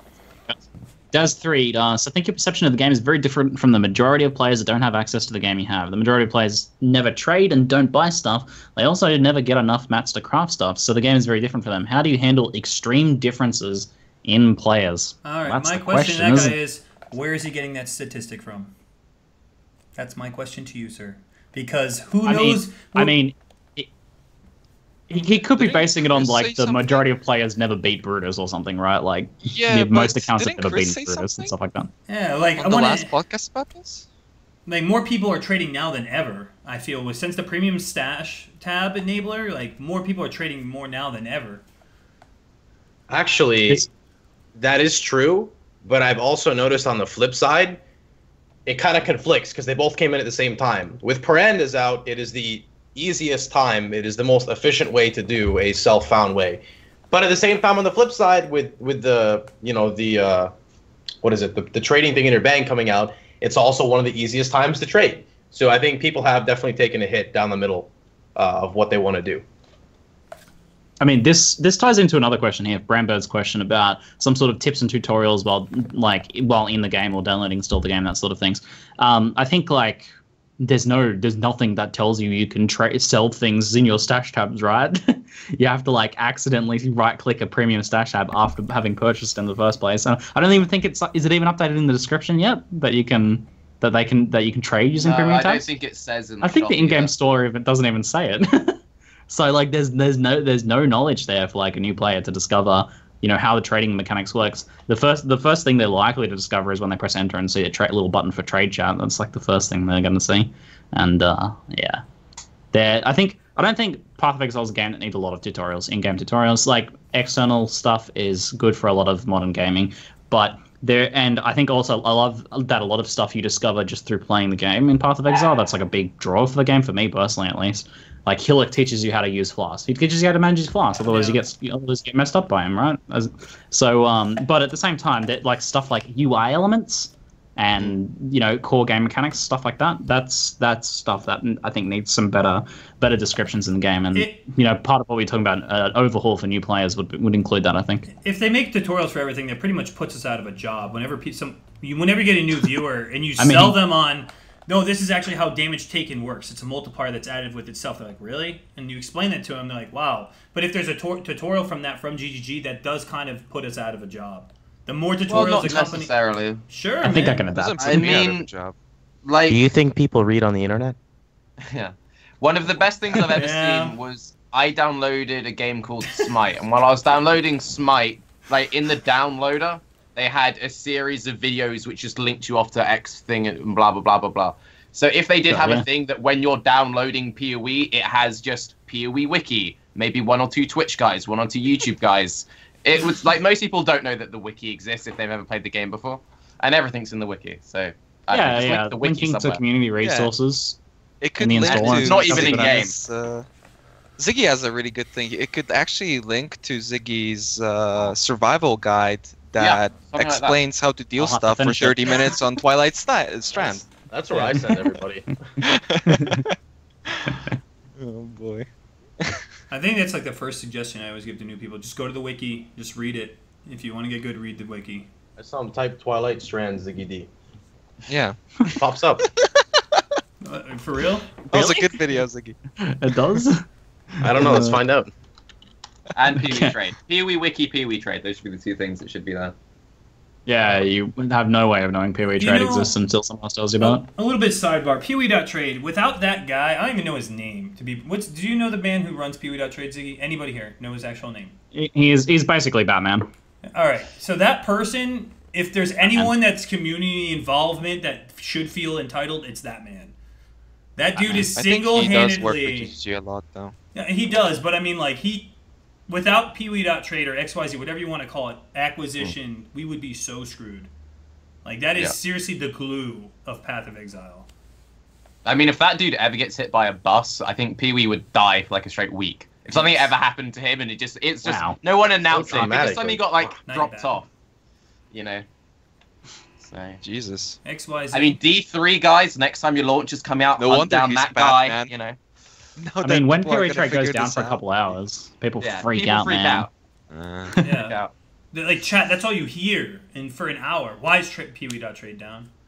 You're giving people ideas. Tell everyone. Like, somebody's going to find out who he is, and they're like, we want PoE. We want trading in PoE. Let's just snipe this guy. Jesus, no wonder he doesn't tell anyone. Jay Wilson's calling him up right now, boys. It's coming back to Diablo. Yeah. Next question. LP Benji asks, do you guys think we need to start revisiting old leagues and expansions? GGG talked about sometimes Sacrifice of Valve 2 coming. Syrian Corrupted Zones are getting dull. Masters are getting good and outdated. It sounds like GGG takes a lot of their inspiration from Magic the Gathering. That's definitely a thing that Magic does. They revisit old blocks and sets. But I don't know. What do you guys think? Do you think that's a good idea? I mean, we're already revisiting Perandus, so why not? Wow. Oh, shit. This has been... Tark, we were wondering when you would embrace the title. On point. Jesus. Yeah. The title today, man. The title has been so perfect. It's funny because it's true. Yeah. What's that salt brand, Morgan? Like, we need to get Morgan as a sponsorship of this podcast episode. Like, no joke. Just pour it. Taki looking very satisfied. Yeah, I enjoyed that one. Can you also odd shot that one, please, chat? Sorry. You drop the mic. Next question. Does anyone have anything further to add to that one? I would love to see a flashback of Invasion League, and I'm just saying I think fighting Invasion now, I think a lot of people actually would want to kick it like an Invasion boss's ass nowadays. From like all the times they got spawn killed. Yeah, no desync, fortify. Like, hey, I'm just gonna one shy with my poison, just as a temporary thing, you know. But I feel like it would ruin it. No. I don't want to incorporate it fully. I just mean like as a temporary thing, not even in a league. Yeah, but like the nostalgia, like the Garena. Yeah, it's gonna be gone. Invasion, and it's like it really. What about as just a one week race or something? Freaking Invasion. Like make races more interesting by having flashbacks. I don't know. I'd just like to see that, and I like Talisman. I love Talisman. I thought it was so creative. With the amount of builds you can basically make, like an extra 14% life on an amulet or etc. I thought it was really cool. In terms of like flashback, I really like flashback, but Act 4 is not balanced around it, and Beyond was the most bogus thing in Dureso area. So if they just enabled one, like Rai said, like Nemesis is probably the most refreshing thing with this yellow pack everywhere. Maybe they could do something with Invasion, having 3 Invasion bosses per map layout. You know, something really fun. Like, that really keeps you on your toes for that perfect storm of just mayhem. I think fun is subjective when you add 3 Invasion bosses to every map. Fun is always subjective. I mean, I'll say it's fun, sure, but I'm pretty sure people are not going to want to run into, like, a flesh smith. There we go. While being rooted by the bear trap guy that leap slams, only to have Choska just drop it on you. JK, there's a sub-Viz totem, you're already dead, so... Oh, I would love to see Your joke that. is ruined. It was the Metal Smith, not the Flesh Smith that was scary. Metal Smith, that's who it was. The Flesh Smith, did he just summon the guys? He's a zombie guy. He was a zombie He was still scary. You know who I hated? The Animate Weapon guy. The Animate Weapon guy was so scary. You know his weapons got like the extra 4K. damage? His weapons got the extra damage as lightning and all that. Answers the question, right? You guys should try the Garena. It's like, Invasion boss, 1-tap Flame Blast, instantly dies with an Elementalist. That's literally what it is right now. I literally one-shot them with an Elementalist on a solo self-found character with 1-tap of Flame Blast. Syntech, freaking the Devourer, any of them. It's bad. It's completely different than what it was before. Oh, really? I feel like something like that would ruin the nostalgia. It's like one of those 1920s fit guy boxers. Put him up, but fighting like a modern day MMA fighter or something, right? Yeah.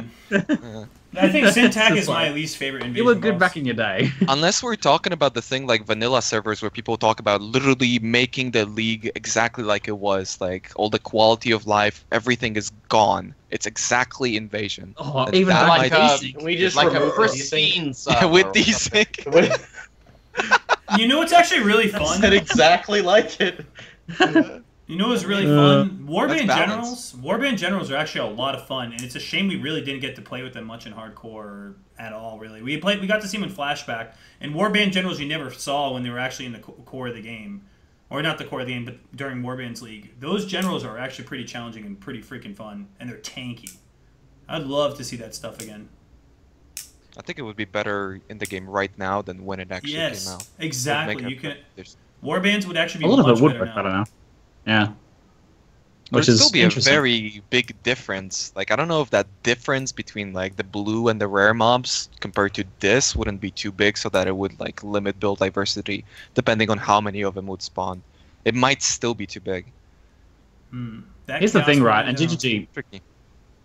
GGG have talked about the fact that, you know, fixing old stuff, it keeps people engaged in the game, and it's something that they do incrementally over time.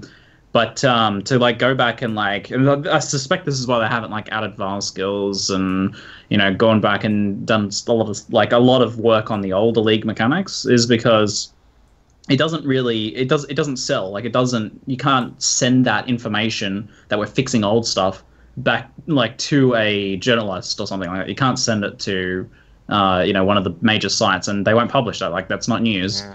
So it doesn't bring any new people to the game. But a revisit, Sacrifice of the Vile 2, allows them to, at the same time as adding a whole new expansion and content that is sellable and marketable, that's like a packaged thing they can ship out, at the same time they could then use that as an opportunity to go back and redo all of the like stuff and add a whole bunch of new VAR skills and stuff like that. So that is probably their best way of being able to fix old content at the same time as having something marketable by having like a revisit expansion. That's a I feel dangerous like road, we Ziggy. can't comment that though.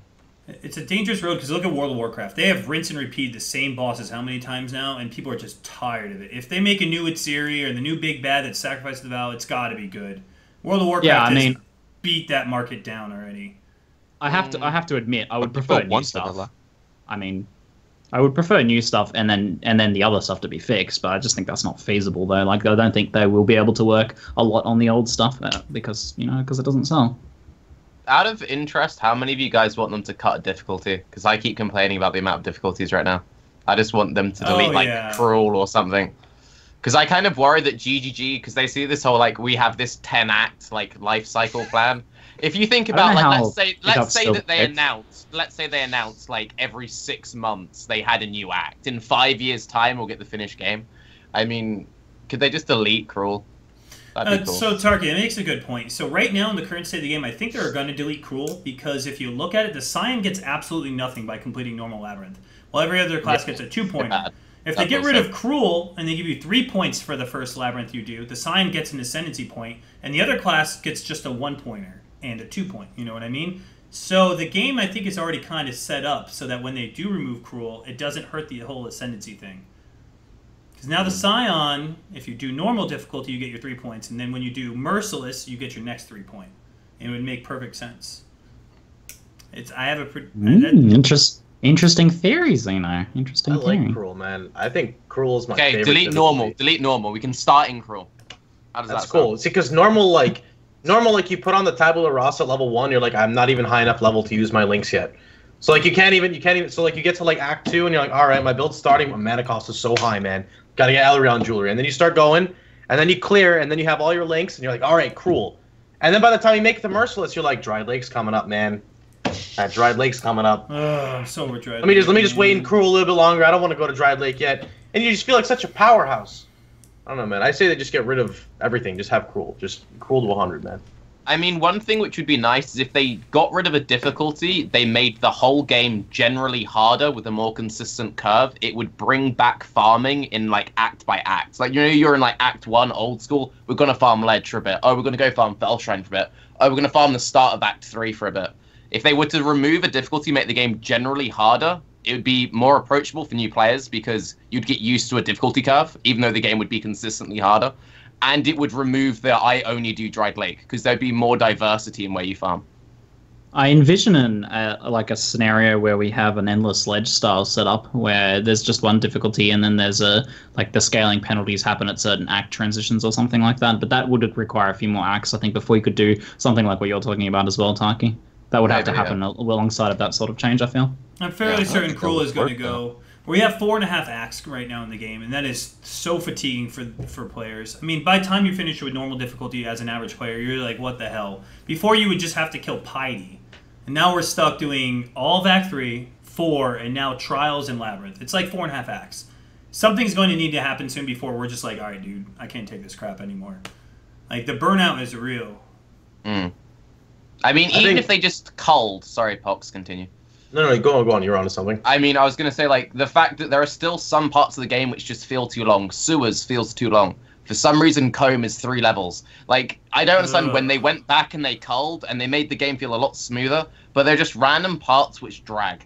And even if they don't want to remove a difficulty, but if they just trimmed the experience a bit, and I think consistently make the game harder, because people like Dark Souls, new players play Dark Souls. If you made PoE consistently harder, I think it would do better with players. But go on, Pohx. I was gonna say the idea of 2 acts is definitely something that obviously they're pushing towards, or two difficulties. But I personally, I know this is obviously a touchy subject, but I think teaching people to level up in zones early on in the game is a good step towards mapping. Getting people teaching people, like, okay, before you do this, like, you can see the zone is too high. Some type of indication just so new players understand and just walk in and die. But I think having the idea of maybe grinding for 2 levels every difficulty. Like, you set a zone aside, you grind 2 levels. Nothing crazy, but just to make sure you like, now you need to keep up to the level.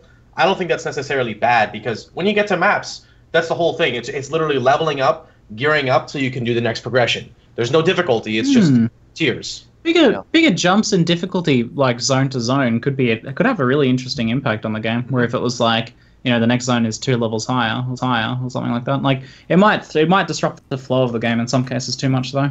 They could also make it mechanical. It doesn't need to be purely one shot either. And with the new champion system, you have more mechanics in place. It could be interesting.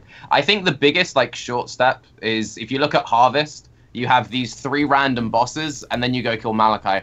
Imagine if you had 3 bosses, they all had their own mechanic, and then Malachi was like a combination of all the mechanics, and you felt like there was like a clear progression.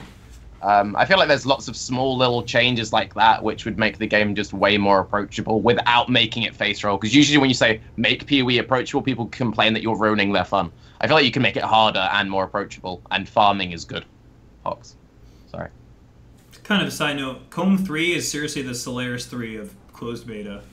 Yeah, definitely. It's interesting. Not as it's bad, but the same length as Arena. Just Arena is like broken down beautifully. Arena's so well designed, right? So there's 2 different area zones. You go a third of it, you hit a boss. You go another third of it, you hit a boss. You go another third of it, you hit a boss, and then you hit the main boss. That's so interesting. Kaom is like just endless running. Triskoriaki somewhere in there decides to jump out and, to quote Tarky from earlier in the podcast, molest you, and then you run the rest of the way to Kaom. So also visually, it's different. Like Arena has nice visual progression. You don't see the same thing over and over again, and Harvest has the same thing visually. It looks the same.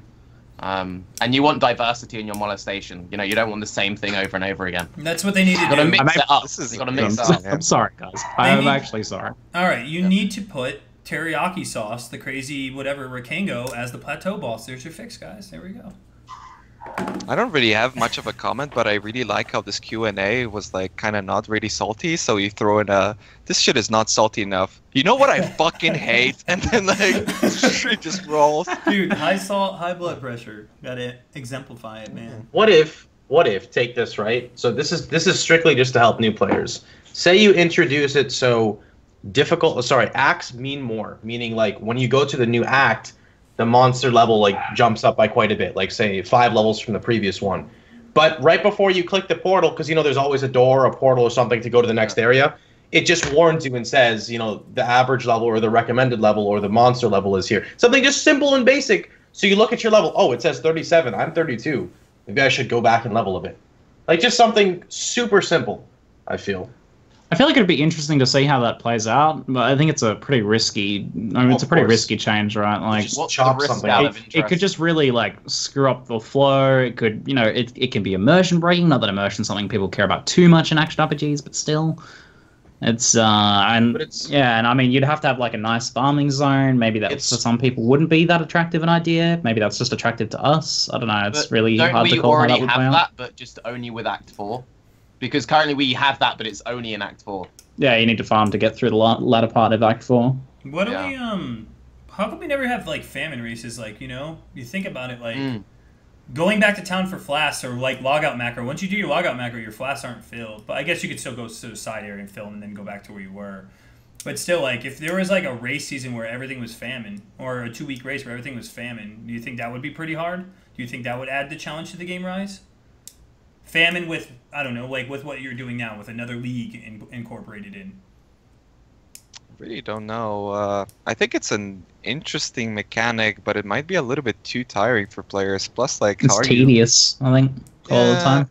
But like, it's cool for a challenge as an additional thing. I think something like that would be 2 weeks or 1 week. It's like a one event or something. Yeah, okay, that'd be fun. That's what I'm saying. 2 like, weeks or 1 week, a month into a league. Yeah, that's 2 what I'm weeks saying. or Like, 1 week right now. No. No. Okay.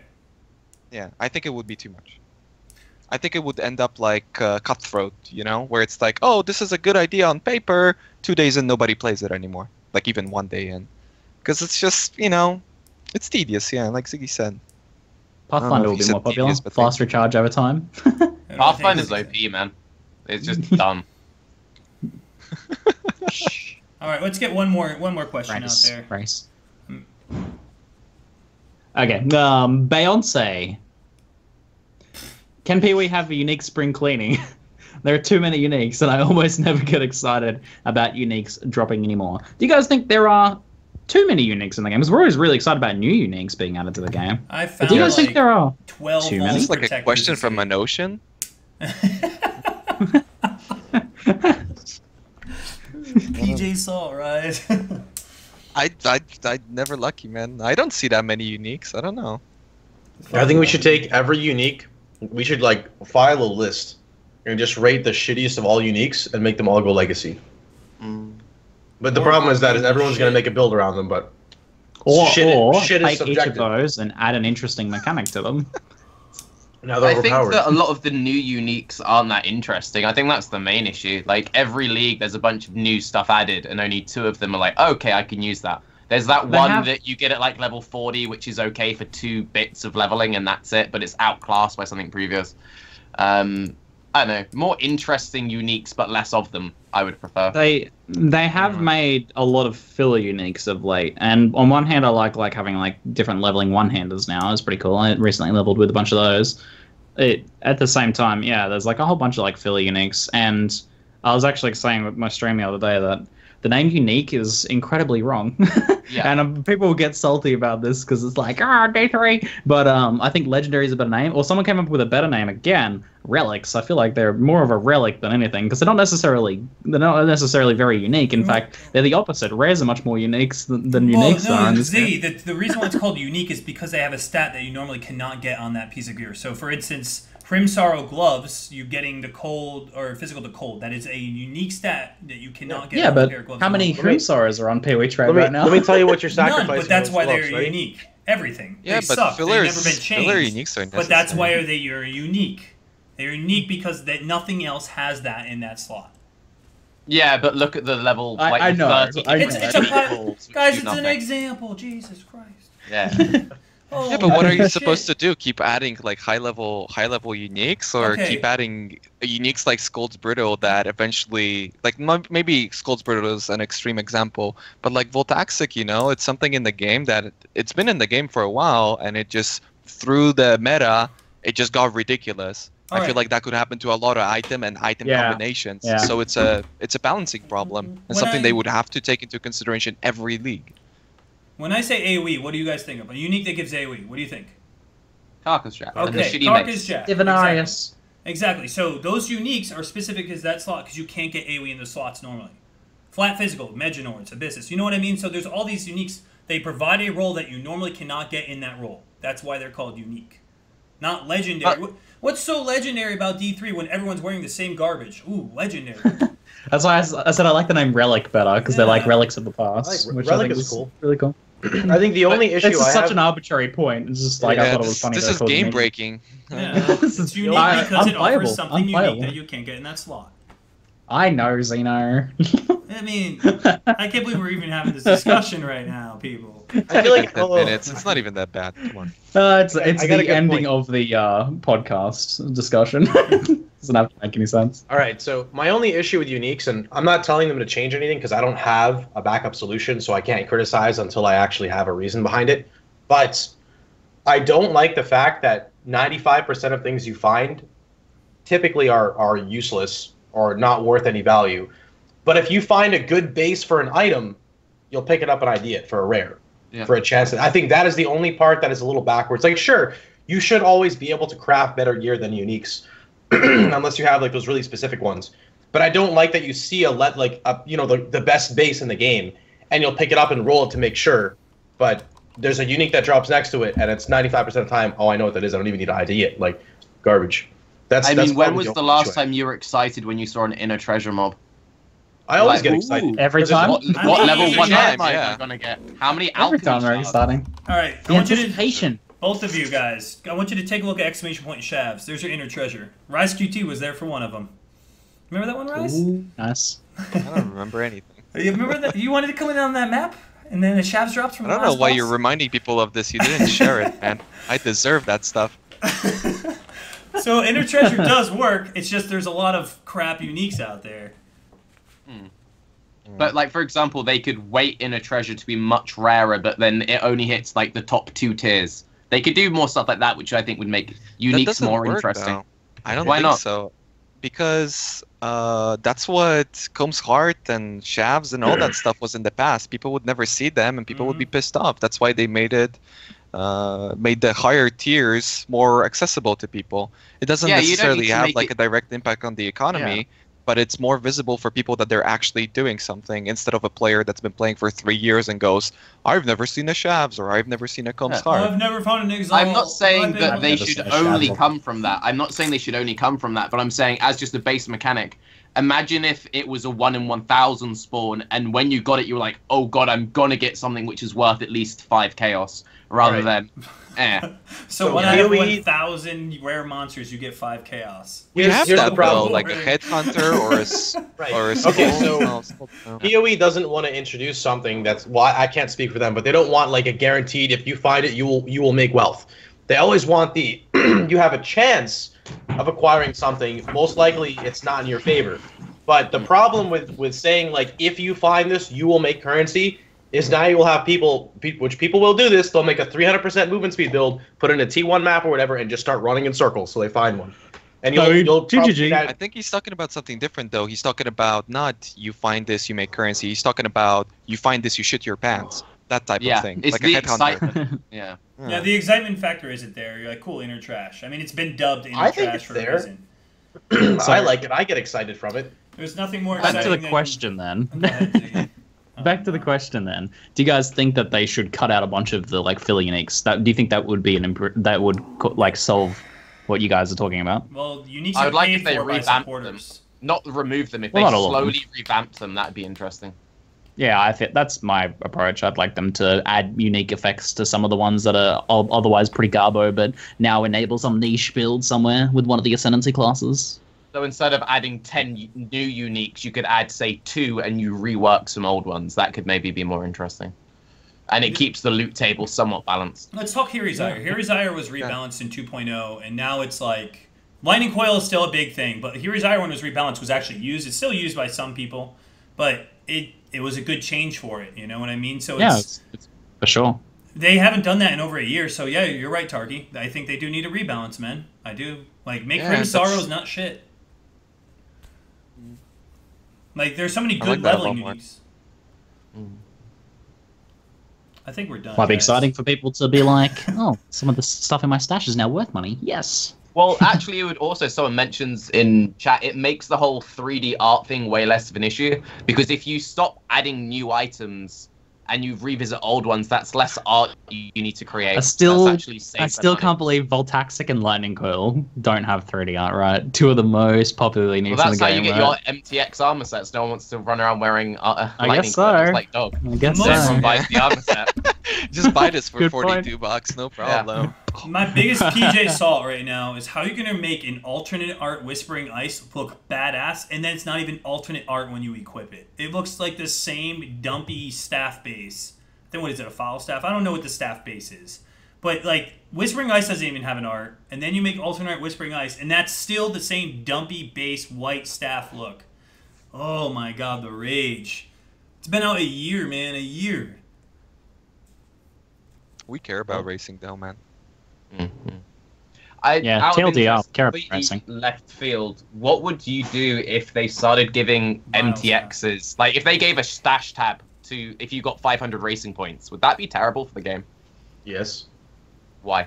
Just one stash Yeah. tab if you did a bunch of racing. Because you're not forcing, but you are trying to promote something that people don't like with an incentive that you cannot gain anywhere else unless you purchase it.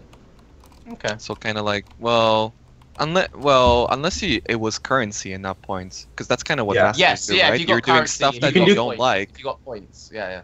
Currency is different. I'm okay with that. I personally, it doesn't matter to me in the sense of like gaining it, but that's okay because you can get that anywhere. You can just play the game and acquire currency. No, but like currency through racing that you can trade to other players to Sure. acquire stash tabs. 'Cause Yes. we're already kind of doing that with Masters, where Masters nobody likes to do dailies, but you kind of do it for like a purpose, and people kind of enjoy that. It's kind of like, wow, people always like dailies, but then you also have always the possibility of just getting it somewhere else. So if the racing points would be currency, that would make it a little bit better, because then you can trade it with other players. So even if you're not a racing person, you could sacrifice other things. But look at Sure, I Perandus think- coins, man. But look at Perandus coins. Those things being tradable has been like the biggest debate this league. Now you What have about- racing. What about super old school where you used to actually get currency from racing? Like, it got No. removed, but unless I'm remembering it wrong, you used to get currency, didn't you? You Yeah, did. you did. Closed beta. You Yeah, did, like- actually. You would That It was the randomly- main way people got currency. If they balanced it, wouldn't that be fine? Because It was like if the they- most think it profitable would. thing you could do. No, Yeah. like, I'm not Yeah. saying they do the old values, but if they made it balanced, so it's like, okay, I could either farm in the main league for 10 hours, or I could go do the Slow, side man. thing for 2 hours, Well, and I I- could get chaos. I agree to this point. To I an like extent, that too. because think about it. If you want to make currency, you have a couple options, right? You can flip items. You can run maps. You can do Adzubi. There's many different things you can do. If you're good at racing, chances are you're good at the core game. Chances are you can already do one of those methods. But if you're not doing them, it's because you don't want to. What is so wrong with now generating currency for already putting time into the game? I'll tell you why. Because if getting currency from racing is the most efficient form, and you don't want to race, now you feel forced to race. It will Because never was be like the five- most again, efficient 5 ever. chaos. It will never be, 5 yeah. chaos. Never. You Never, can run at never. Ziri. You can run at Ziri, make 10, 20, 30x a day. You can sit down and trade chat flip 10, 20, 30x a day. Then I have no problem with that. I have no problem with that whatsoever. I wonder. We should ask GG why that doesn't exist. Then I mean, I'm sure there's an answer for it. That's I think another just because thing it you was could do, bad Russ. last time, but like you guys said, maybe it could be done if maybe it was balanced better. Especially since I'm actually the fact that I have open to the idea.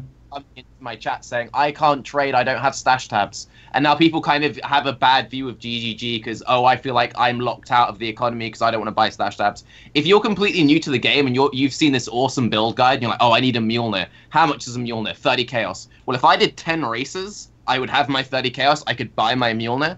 That would be cool. It would give that dude a reason to try it. If he doesn't like it, he can just grind normally. I mean, to be fair, the chaos recipe is 30 chaos is nothing. It takes a little bit of time. One stash tab dedicated chaos recipe, you could do it. So I mean, like people make Do you think excuses. 30 chaos takes no time for a new player? Really? For somebody who's for the first time looking at like an actual It really doesn't. Mjolnir. If you don't spend any money and you play this game maybe 4 hours a day, you can make 30 chaos in a week. Easy. Easy. And you if think that's know what good? you're doing. If you know what you're doing. If you're A completely build enabling free to game- item like a Mjolnir is good to take it's a week to 30 get. chaos, though. 30 chaos. Yeah, you just said a week though. That thing used to go for 50x, and we're complaining about 30 chaos, guys. Think about that. Yeah, but 50x was back when the game was very different. Horizon's the game point is model more was about very the time, actually, which is an interesting Yeah. point. The time to To get build 50 an exalted, in fact 75 at one point in one league, is far more than 30 chaos this league. Well, yeah, no one, So if you're no one crying made builds about for it, it. you'll Oh learn. yeah, for sure. I mean, come on. Yeah, but that's why we changed that, because it was bad. So Yeah. why would we? It was bad, so we changed that. So like mentioning the past really doesn't change all that much. But in this current state, I don't think people that. would like it. I think people would like it. If you do Endless Ledge, and depending on how well you do, you get 1 or 2 extra chaos. It gives people an incentive to try it out. If they don't like it, it's not super rewarding. They can go do what they normally do. But it gives people an option of getting currency, and it would be a way to promote racing. If it doesn't work, they can drop it. Well, let's be real here. New players aren't going to be high enough level to even wear a damn Mjolnir, so it's a freaking moot point. Most of them Fine, they can use it to buy a tabula, whatever. Like, currency is currency. It's flexible All anyway. right. You know, Tabula is much more. Well, Tabula will always have a set price of the Divine Orb, at least higher than the Divine Orb. Yeah. But So fair if you point. know that you do 4 races, you can buy a tabula. For a new player, that's a pretty good incentive. Yep, I agree there. Sold. Sold on that one, Tarky. Yeah. Sold. I'm cool with that. All right, I think we're good. Now that the blood pressure is, wow. So what are you guys going to do after the show? More importantly, we never asked the question, who here is playing the 2-week race? By show of yes. hands. Definitely. Probably. All gonna I be right. mean, fun, we man. have to, right? We play If this they- Still game, gonna we be have fun. to do it. If We they can't not change do it, are you going to stick around for longer? Or are you going to just bail after a couple days? We all want Well, to change. I'm thinking about Is that going for a anything- demis, so I'll probably stick with it either Wow. way. I mean, it wouldn't be that hard to get a demis in this one. There's like 400 demis in both hardcore and 400 demis in softcore. That's so many available. Surely I can get one. Surely. Maybe, we'll see. Unless I die halfway through. I will be my own worst enemy. You I'm gonna know channel the Flame Blast while I open a lockbox. demis? Ha! What do you guys, any ideas on what you're playing, or you're not going to talk about it? Secret tech. Elemental hit. Play a Pretty safe, chieftain, get it to 85, stop playing it. By the end of the league, you'll get a demi. The way I used to always race was I would get something to like mid 80s, park it, then make a new character. You'll never die on that first character, and because of the way that leaderboards work and ladders work, you'll actually make it in like the top 50 quite easily. So you pick like a bad ascendancy or an underrepresented ascendancy, Whoa. park it at 85, and you'll chill. Why are we talking shit about the chieftain, man? He's legit. Shit. Well, everyone's gonna play He Slayer said because they bad, pick Zeno, with quotation like, marks, bro. You don't pick the worst. So most people say, I'm going to roll Slayer, because if I roll Ori's Flicker Slayer, no one else is doing that, right? So you pick something sort of mid-tier. So nothing which is that great, or nothing which is that bad. Do something mid-tier, Chieftain, Pathfinder, something like You're that. overthinking Yeah, this, I think man. you're I don't overthinking even this think shit. 450 players are gonna There's- play this league. What are we even talking about? Come on. Oh, there's only 2 players playing. Okay, we're chill. Pick whatever ascendancy you want. There's like 5 other guys playing. Everyone I think gets a demi. sometimes. I mean, when there'll be you- like 400 people competing for champion, and then, you know, the other ones will be everyone For- can get a for demis who plays any Juggernaut. other class. when you think of when you think of I forgot what I was gonna say. When you're playing Rip. this mind game, there you go. When you're playing the mind game of like what you think is what they think, you never really know what's gonna happen. Yeah, but because- Pohx, the thing is I've told everyone Yeah, this I stream wouldn't to go go Slayer. play Chieftain. So now no one's playing Slayer, so now I can go play Slayer, right? Reverse mind tricks. All right. Confirmed on Saint Stream. So, Rise, I know what Yeah. you're going to be playing. You're either going to be playing my Poison Trapper or Morse's RF Incinerator, right? You got it right. Yeah. So- You mean so- Morse's so- Poison Trapper? Yeah, Excuse Poison. you. Yeah, Wow. I'm sorry, you're right.